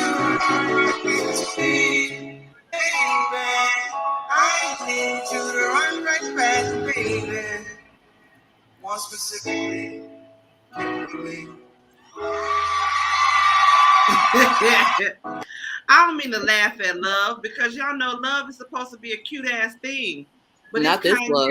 I can't take nothing that Kanye West does seriously, and I know that's so mean and so wrong to say. No, it's but not. it's like everything that Kanye West does, I feel like is for the camera. It's for the dramatics of it all. Mizzle, I'm gonna start with you. Do you feel like that was a sweet gesture? If you was married to Kanye done went out there and did some more crazy shit, and this was his big stunt to get you back. Would you forgive him for this, or would you be like, nigga, I'm gonna need you to go to get counseling? I ain't see the concert, so I don't know. I can't have no words about that. But based on that little clip, he declared his love and he said he want Kanye to go back, he want Kim to go back to him. I mean, if the circumstance or whatever, he cheated on me, no, I ain't going back. Ain't happening. But he just left me. I don't know. It's nice just that he did that. He said he want me back. But if we know it's done, it's done.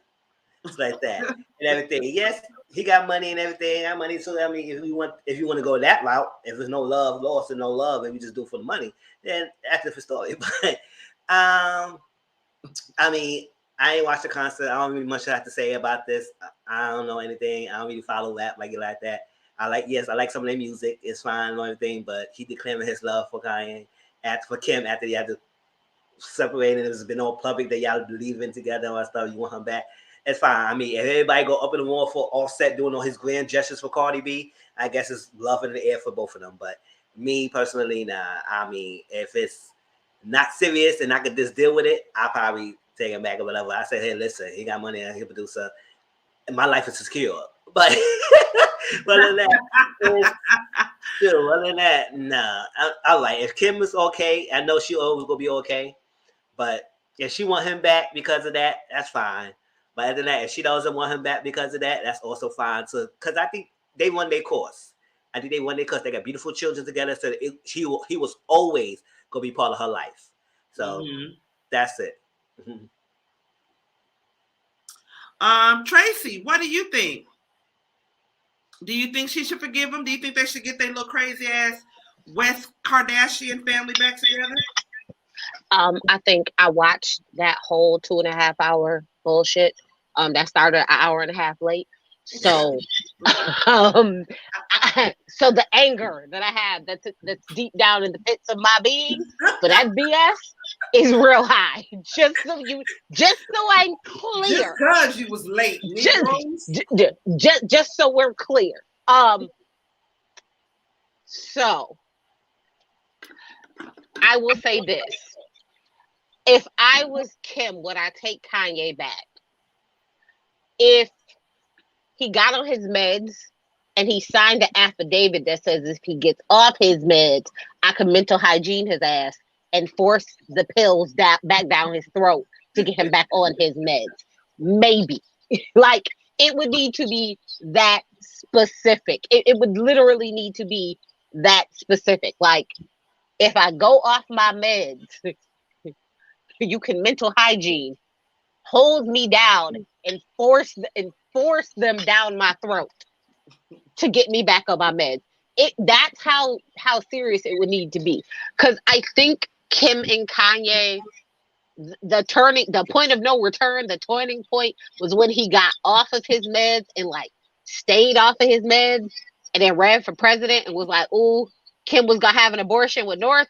I think at that point she realized that I can't control this level of crazy. Because before she was able to kind of like, Kris Jenner was able to come and swoop some things up and kind of deal with his little level of his little crazy outbursts here and there. And it wasn't very long.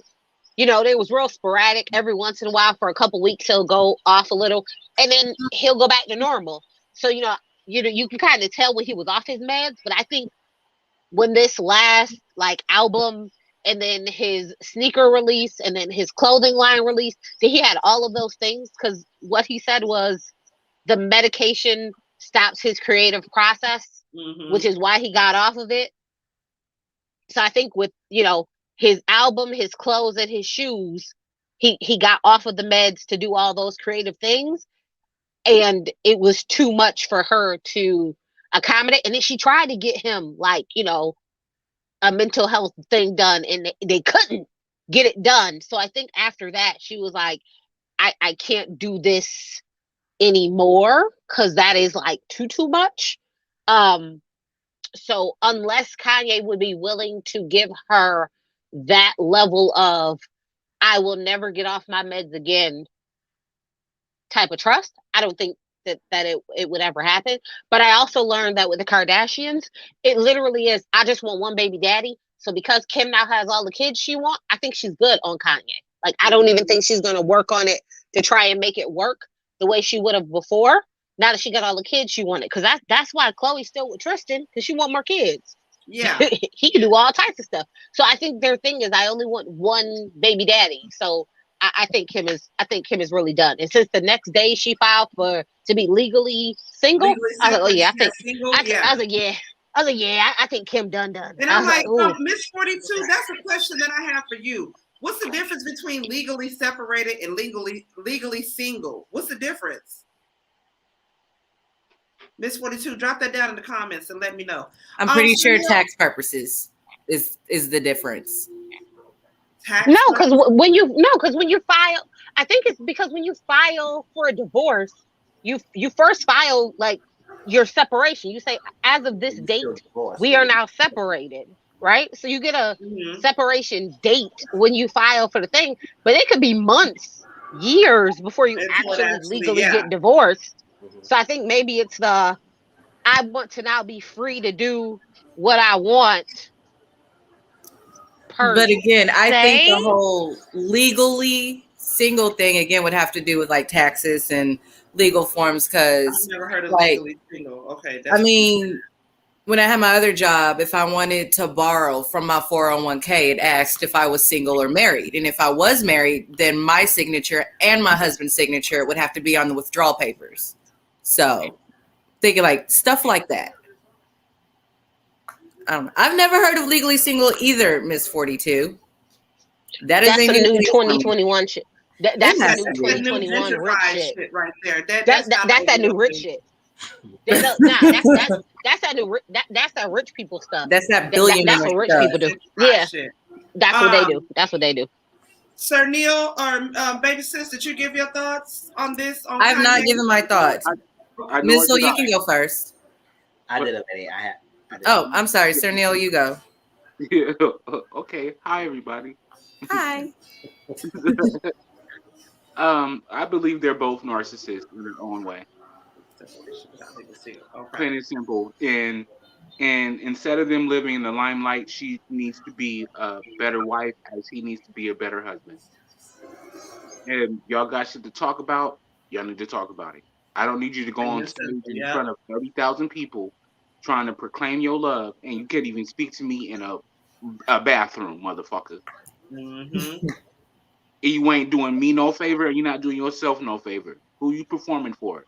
And not for me, clearly, because you should be telling me directly, not trying to profess the love that we don't have to the world. Right. It's quite foolish, and he looks like a fool. And like I said, they need to take care of each other. If they're husband and wives, they need to take care of each other in any mental capacity or whatever, but they're not taking care of each other. So I ain't got no soap, no sugar, no salt, no sympathy for the motherfuckers. I agree. My sympathy is in the dictionary between shit and syphilis. So And another thing is, I have no, if y'all going through your separation in the middle before the divorce, how you guys were just speaking about, y'all don't need to be dating 4 and 5 people within a year of you breaking up. If you're going through a separation, a thought process, you guys need to take time apart to be apart, not fucking everybody else or trying to be on. No. That's just my opinion. That's not allegedly. That's my opinion. For real. If you are in love with someone, like we said, children involved, houses involved. Within a year, I can't be fucking nobody. I'm trying to get my finances together. I'm trying to see where, Yeah, maybe I fucked up. Maybe you fucked up. But I would hope that we would just want to reconcile and get back together. Contrary to, it's just giving somebody some time to breathe, Mm-hmm. I have a question. Mizzle, this question is for you, for your thoughts and your opinions on this.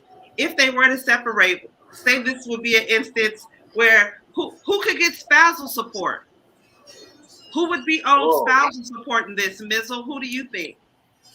Spousal support. Oh. Because they both got money. They both got money. They both got long bread. I think the person who gets the spousal support is the one who has majority primary custody of the kids. And yeah. But what if Kim? That's child support. Yeah. No, that's child support. That ain't spousal support. That's child support. Who gets the spousal support? But do you pay both child support and? Yeah, but both yes. who pay for child support, you get the spousal support because of that, right?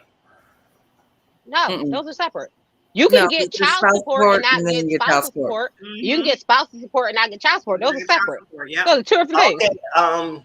So spousal support, I think that's the case. If they both want it, I guess they both should get it. No, if that's the case, then don't they have a prenup? And if they don't, I was going to say that. Do they even have a prenup? Yes, they have a fantastic prenup. Here's the reason why she got. No, listen. Let me tell you how specific their prenup is. She got the house. He got the land the house was built on. This is how defined these people. This is how defined this is how defined it is. It is very well defined and laid out. And he just told her she can have the land. Like, he just gave it to her. He was like, oh, you just can't like tear down the house that my kid, like that was his only thing, was you had to like leave it for the kids or whatever. And he just gave her the land. So I will say this, despite what we may think, apparently during this whole process, their divorce is very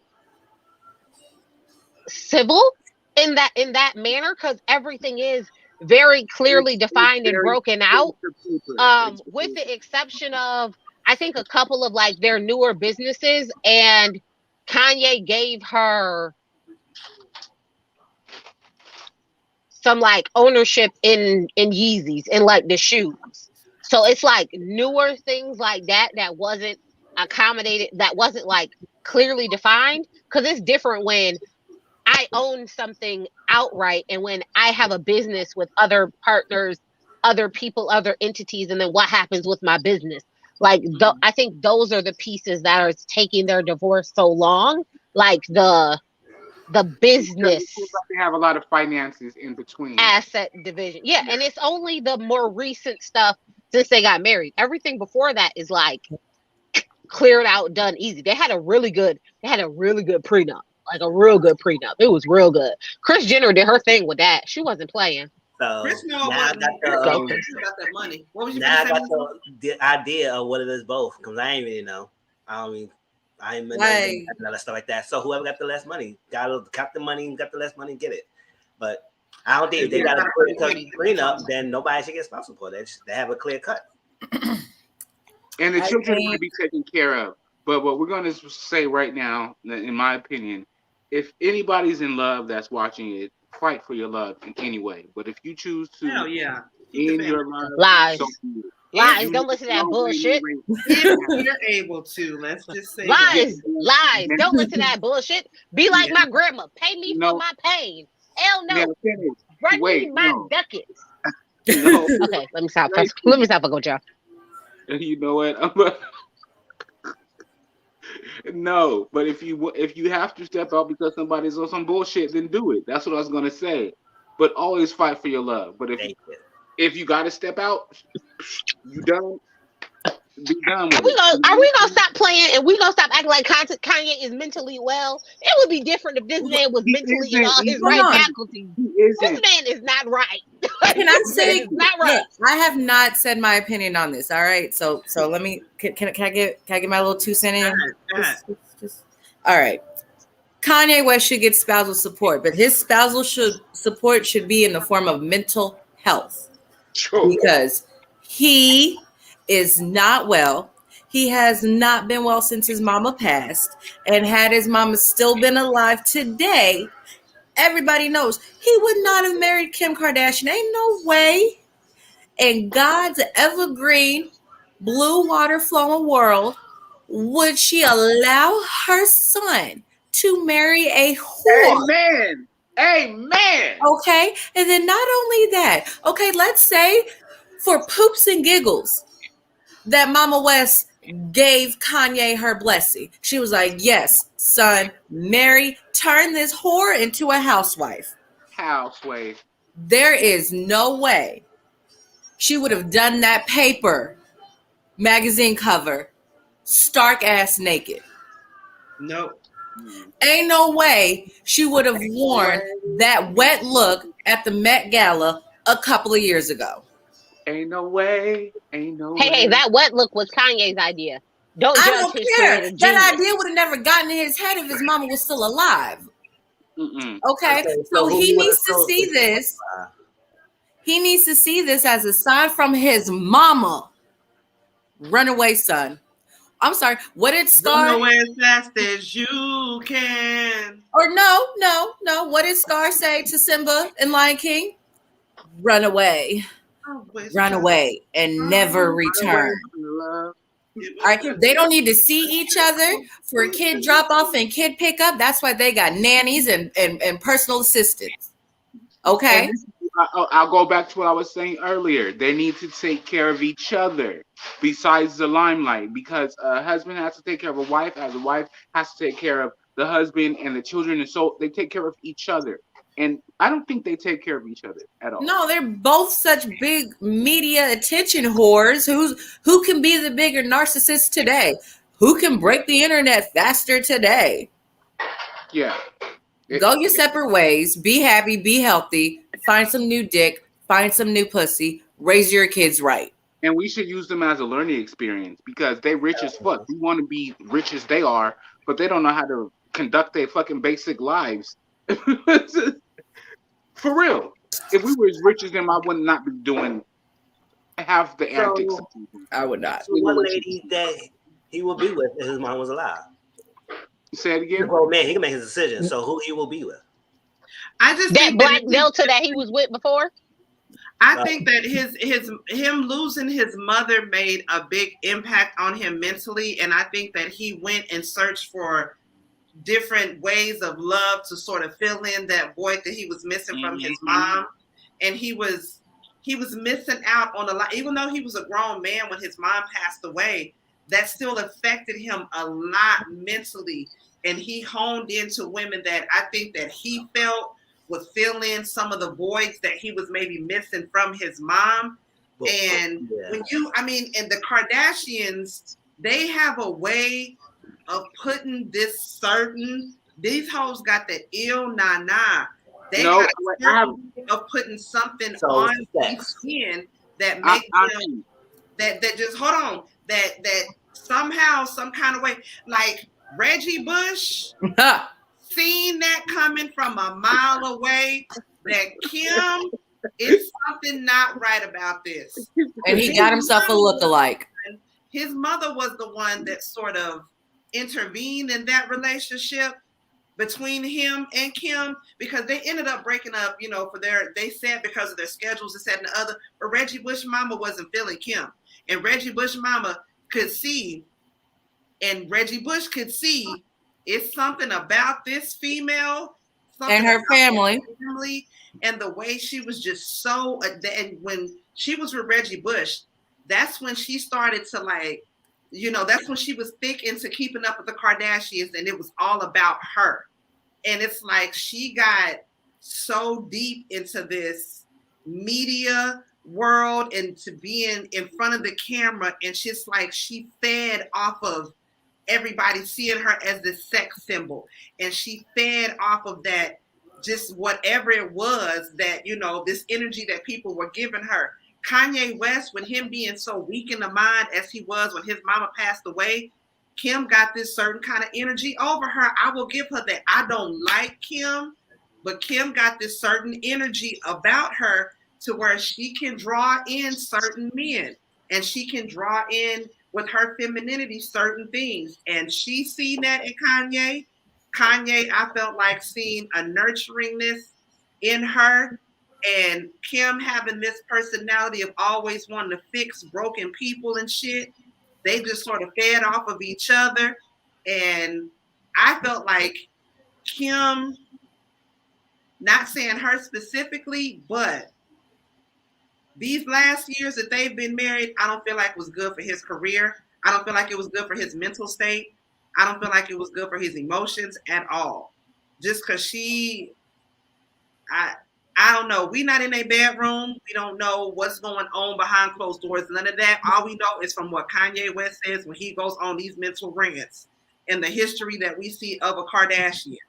And they just got this way about them. And I felt like Kim did more hurt to his mental state than she did to help his mental state. And for whatever reason, I mean, he loves her. Of course, he got 4 kids by the woman. He wants her and he wants to keep his family. I get that. But Okay. I don't know. The nigga need counseling. He needs for real counseling on himself. Get himself right before he can even try to get his family That man right. don't need no damn counseling. He needs some medication. Give him his pills. Yeah, he do. Him a lot for his mom passing and everything.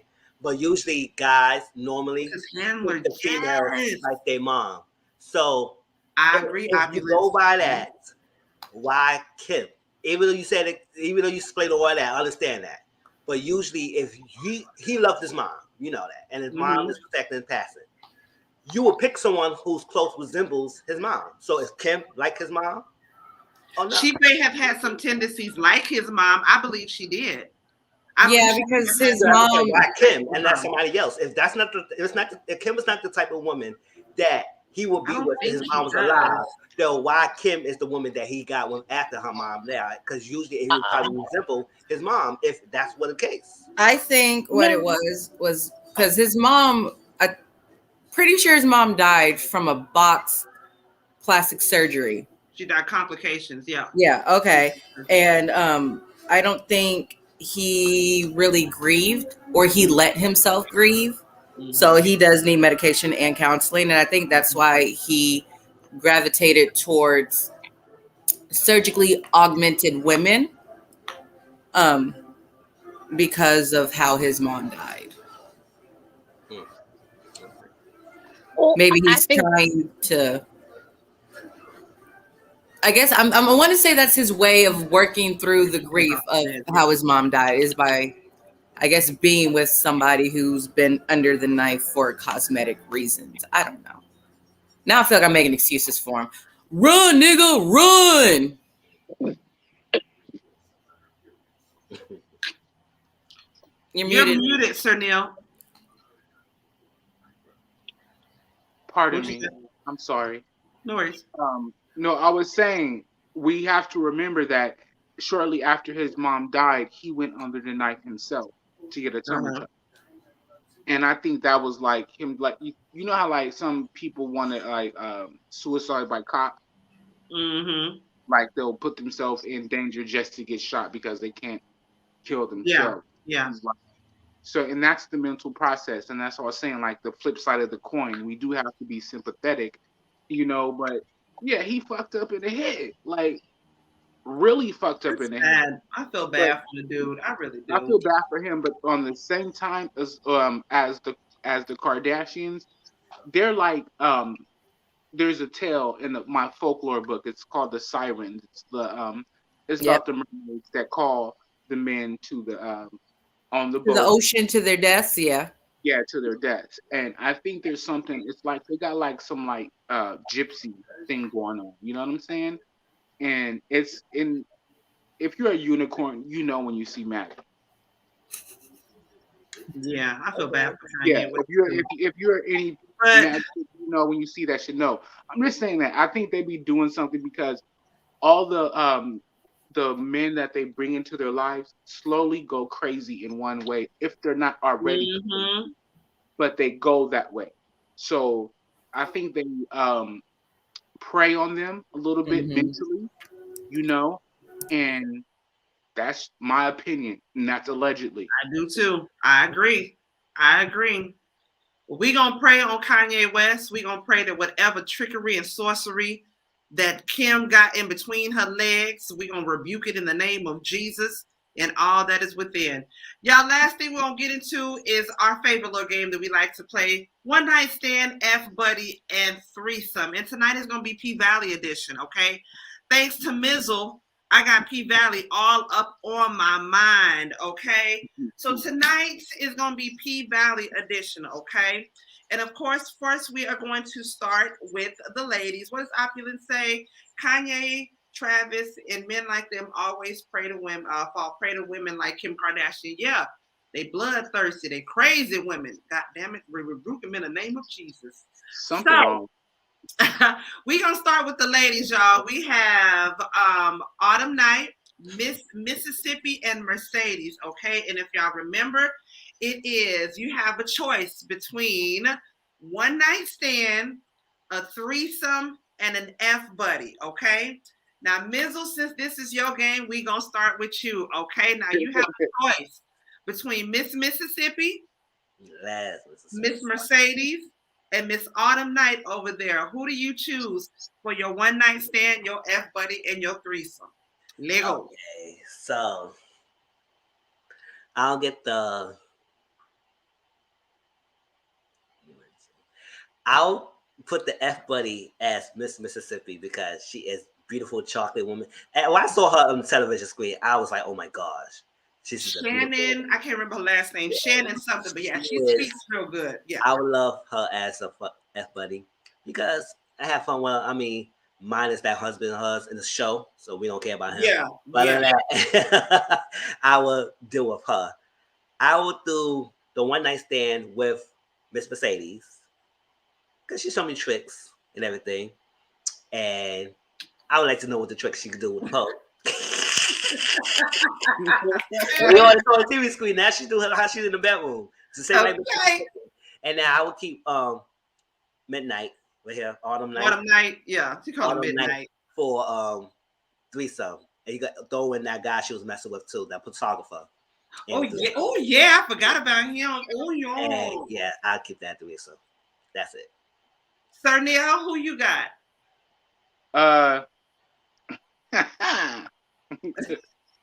We're gonna go at Autumn Night for the one night stand, okay? Okay. And off top, Mercedes is gonna be the fuck buddy because when you the fuck buddy, remember the buddy part. So we gonna there you go. And she put me up on game, and we fuck buddy. That's what I'm saying. And then baby girl over here, little chocolate bunny, yeah, that's a threesome because she can get to the money. Yeah. Baby sis, do you have a choice in this, baby sis? Yeah, but I'm lost. What are my options? One night stand, F-Buddy, and threesome. Okay. This one right here. What's her name? It's Autumn Night right here. This light right here. It's Autumn Night. I'll one night stand her. It's only because I don't like her nose. Okay. It's her nose. I don't know. Maybe it's the profile. Okay. Baby girl in the middle. He's fuck buddy. Mm-hmm. He's fuck buddy. And dark chocolate sis. I need to keep her around me forever and ever and ever. And ever. And ever. Because you know, look at, first of all, I'm sorry, sis, I gotta interrupt you. Because look, I know this is a picture. Right, it's just a picture. But her skin is absolutely radiant and glowing, and I want to put lotion and cocoa butter and Vaseline. I want to do that for her. So this is what I'm gonna do. I'm gonna use Autumn Night for a one night stand just to get her out the way. Yeah, exactly. Done. I did it just to get her out the way. Now threesome has to be with Miss Mississippi because I'm gonna need Diamond in that. It's gonna have to be Miss Mississippi and Diamond. We getting smart with the game now. The F-Buddy is gonna be Miss Mississippi because I'm gonna need her how to teach me how to pimp a nigga. First you make you love him, then you take his money, then you dip on niggas. Okay. I'm gonna need her to dip on niggas. Don't dip on niggas. I want need her to teach me the game on all of that. Okay. So that's who my lineup is gonna be. It's gonna be my one night stand with Autumn Night, the threesome with Miss Mississippi and Diamond. And then F buddy is Miss Mercedes. Because Miss Mercedes gonna teach me how to pimp a nigga, make her think I'm loving people. This one say foursome. This one to you. That's all I'm trying to say. Okay, now for the men, you know we're equal opportunists around here for the men now. Man. Now for the men, we have Diamond with his fine ass. We got Lil Murda right here, and then we got Big L. All of them look like they would ruin my life. For real. It's like, wait. Who do I want to ruin my life more? Who do I want to fuck up my credit? Let's see. Right. Nah. Maybe sis, I'm gonna start with you. Out of the fellas here, you have Diamond right here. Lil, you got threesome, one night stand, and F buddy. Okay. Don't judge me on this, but him, based off of the smirk and the tattoos and the chain, I know he knows somebody. So I'm gonna need a threesome with him. Okay. He looked like he know how to choke in the very, very good way with all of the weapons he has in his arsenal. And I know he got a friend who knows how to do the same thing. Okay. Middle. Okay. He can teach me the game, like the drug game, how to kill somebody, how to hide the body. He would be my fuck buddy because I'm gonna need to keep him around. On rotation, heavy rotation, JW, heavy rotation. Yeah, it's like he hit me. Then after he fucks me, then he can go fuck him up. Yeah, it's okay. And then I'm sorry, light skinned brother at the end. You one night stand because you light skinned, and I know I got light skinned kids, but you can take them. So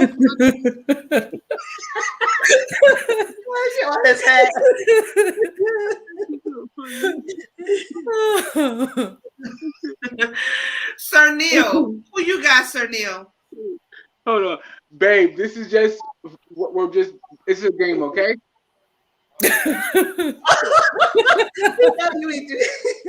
It's just a game, okay? Just what I'm to do. Right. For real. I told you, nigga, it'll be like Crips and Bloods fighting this motherfucker. We don't. I look like trouble. Yes, Lord. Light skin, we nice skin, get him out the way. But I would just like to compound my cards together with the last two, Murda and him, because I can utilize them both. For real. It's like this nigga at the end, all I gotta do is fry him some chicken, make him some good macaroni and cheese, and he coming by at 5 o'clock every motherfucking night, and he know what it is. So he gonna eat the food, drop off the dick, and drop off some money and leave. That's on period, though. And again, the nigga in the middle, that's the one who come to you like the one. My baby mama don't let she to kick me out. Yeah, oh, come here. Oh yeah, like come here, come tell me all about it. All about it, boy. Come talk all about it. Tell me, y'all. See, this is what I want to talk about on Patreon, y'all. Anyways, Mizzle, who you got? Okay, so. Ping pong. All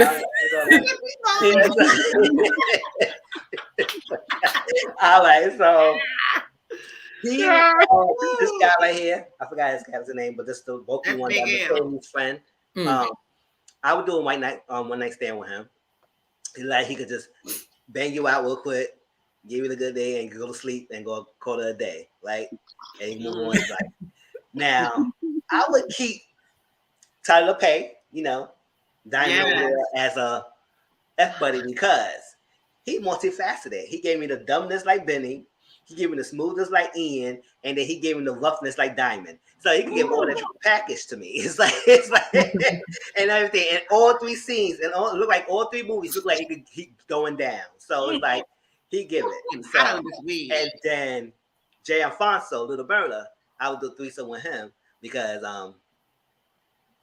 you know, he had this little play thing with Mississippi. The last one. So I do a threesome with him and Mr. Mississippi. We call it together. Wake him up, Miss 42. Because let me tell you, this is what I would do, Miss 42. Now, the one night stand would have to be with Lil Murda. And the only reason why I say that, because Lil Murda really don't want what I got. Clifford. So, you know what I'm saying? You really don't. Really, truthfully, honestly, we play on the same team to be quite honest. Let's just call it spade a spade. I didn't think about that. You're right. We don't want to. You know what I'm saying? Quite honestly, we play on the same team. So I'm gonna just have to one night stand to see if it's true what they say about them tall, skinny niggas. That's all I'm saying with that. It is true. The threesome would have to be with Diamond and with Big L. I gotta get I got to. I need the butterscotch and I need the dark chocolate all at once. And then the F buddy, this, and I don't even like light skins like that. I just want to put my shirt over his head right now. Yeah. And just talk the rest of the damn show just like that with him up under my shirt. Shut the fuck up and eat up. Shut up and get under my shirt now and don't breathe until I say so. That's what I want to happen. But yeah, that's how we do that. So Miss 42, just think about this for your little threesome. You can get Diamond.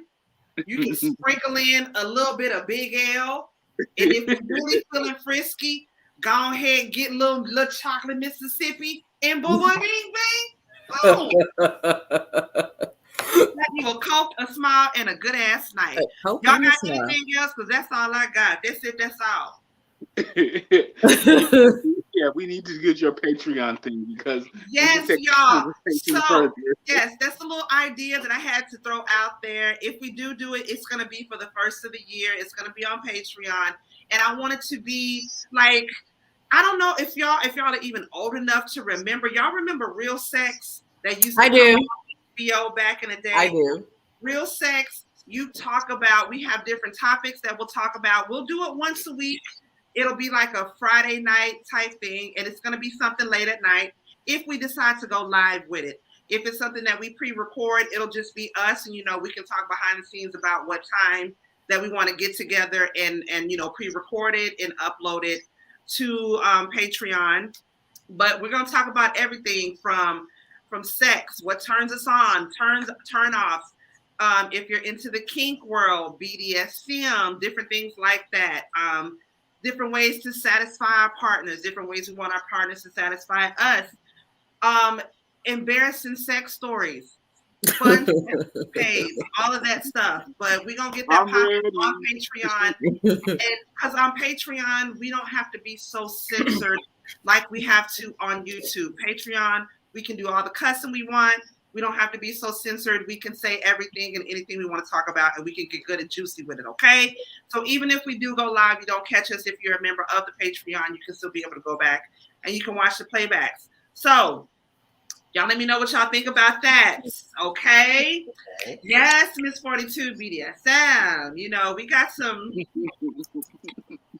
Should I talk to your other sister to see if she wants to get in on it? Yes, we can do some different things, different ideas. But I just wanted to get that out there to you guys. See what you guys would think about that. JW said, "Yeah, I'm gonna need y'all to be live for that." Okay, because I would rather like to do that live because I would like to get some audience feedback on it.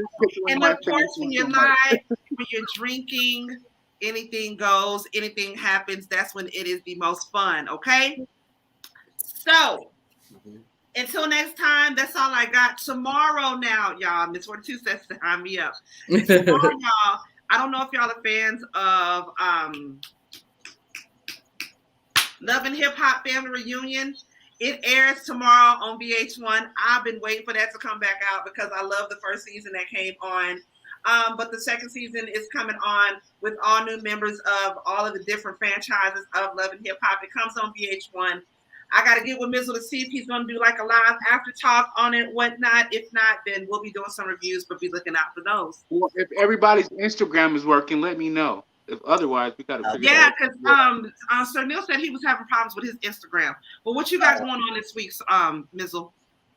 Okay, I said I was gonna do the watch along tomorrow. I ain't gonna do it tonight. I'm gonna do it tomorrow for the power and the Love and Hip Hop thing.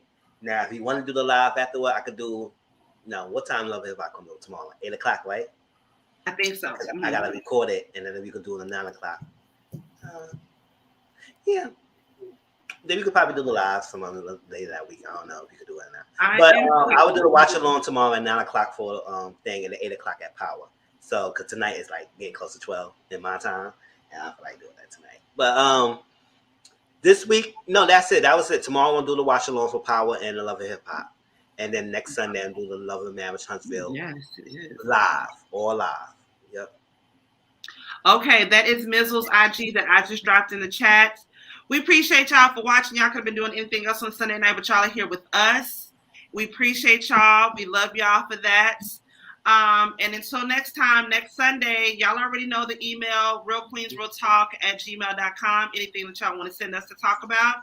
And until next Sunday, we're going to see y'all. We appreciate y'all for stopping by. Bye. Bye. Good night, everybody. All right, now it's time to get up. You ain't got to go home, but you got to get the hell up out of here.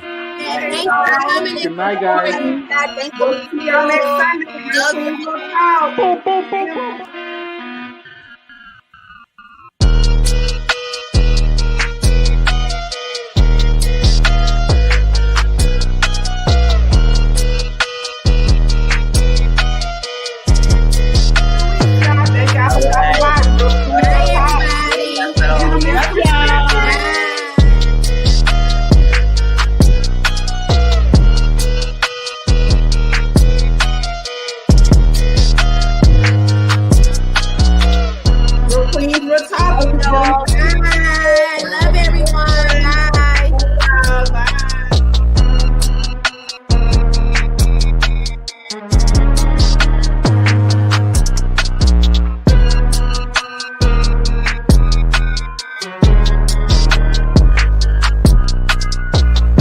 Good night, y'all. We'll see you next Sunday. Love y'all.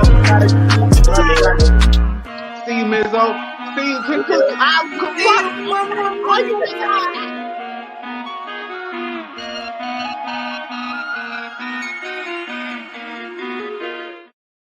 Unresponsive.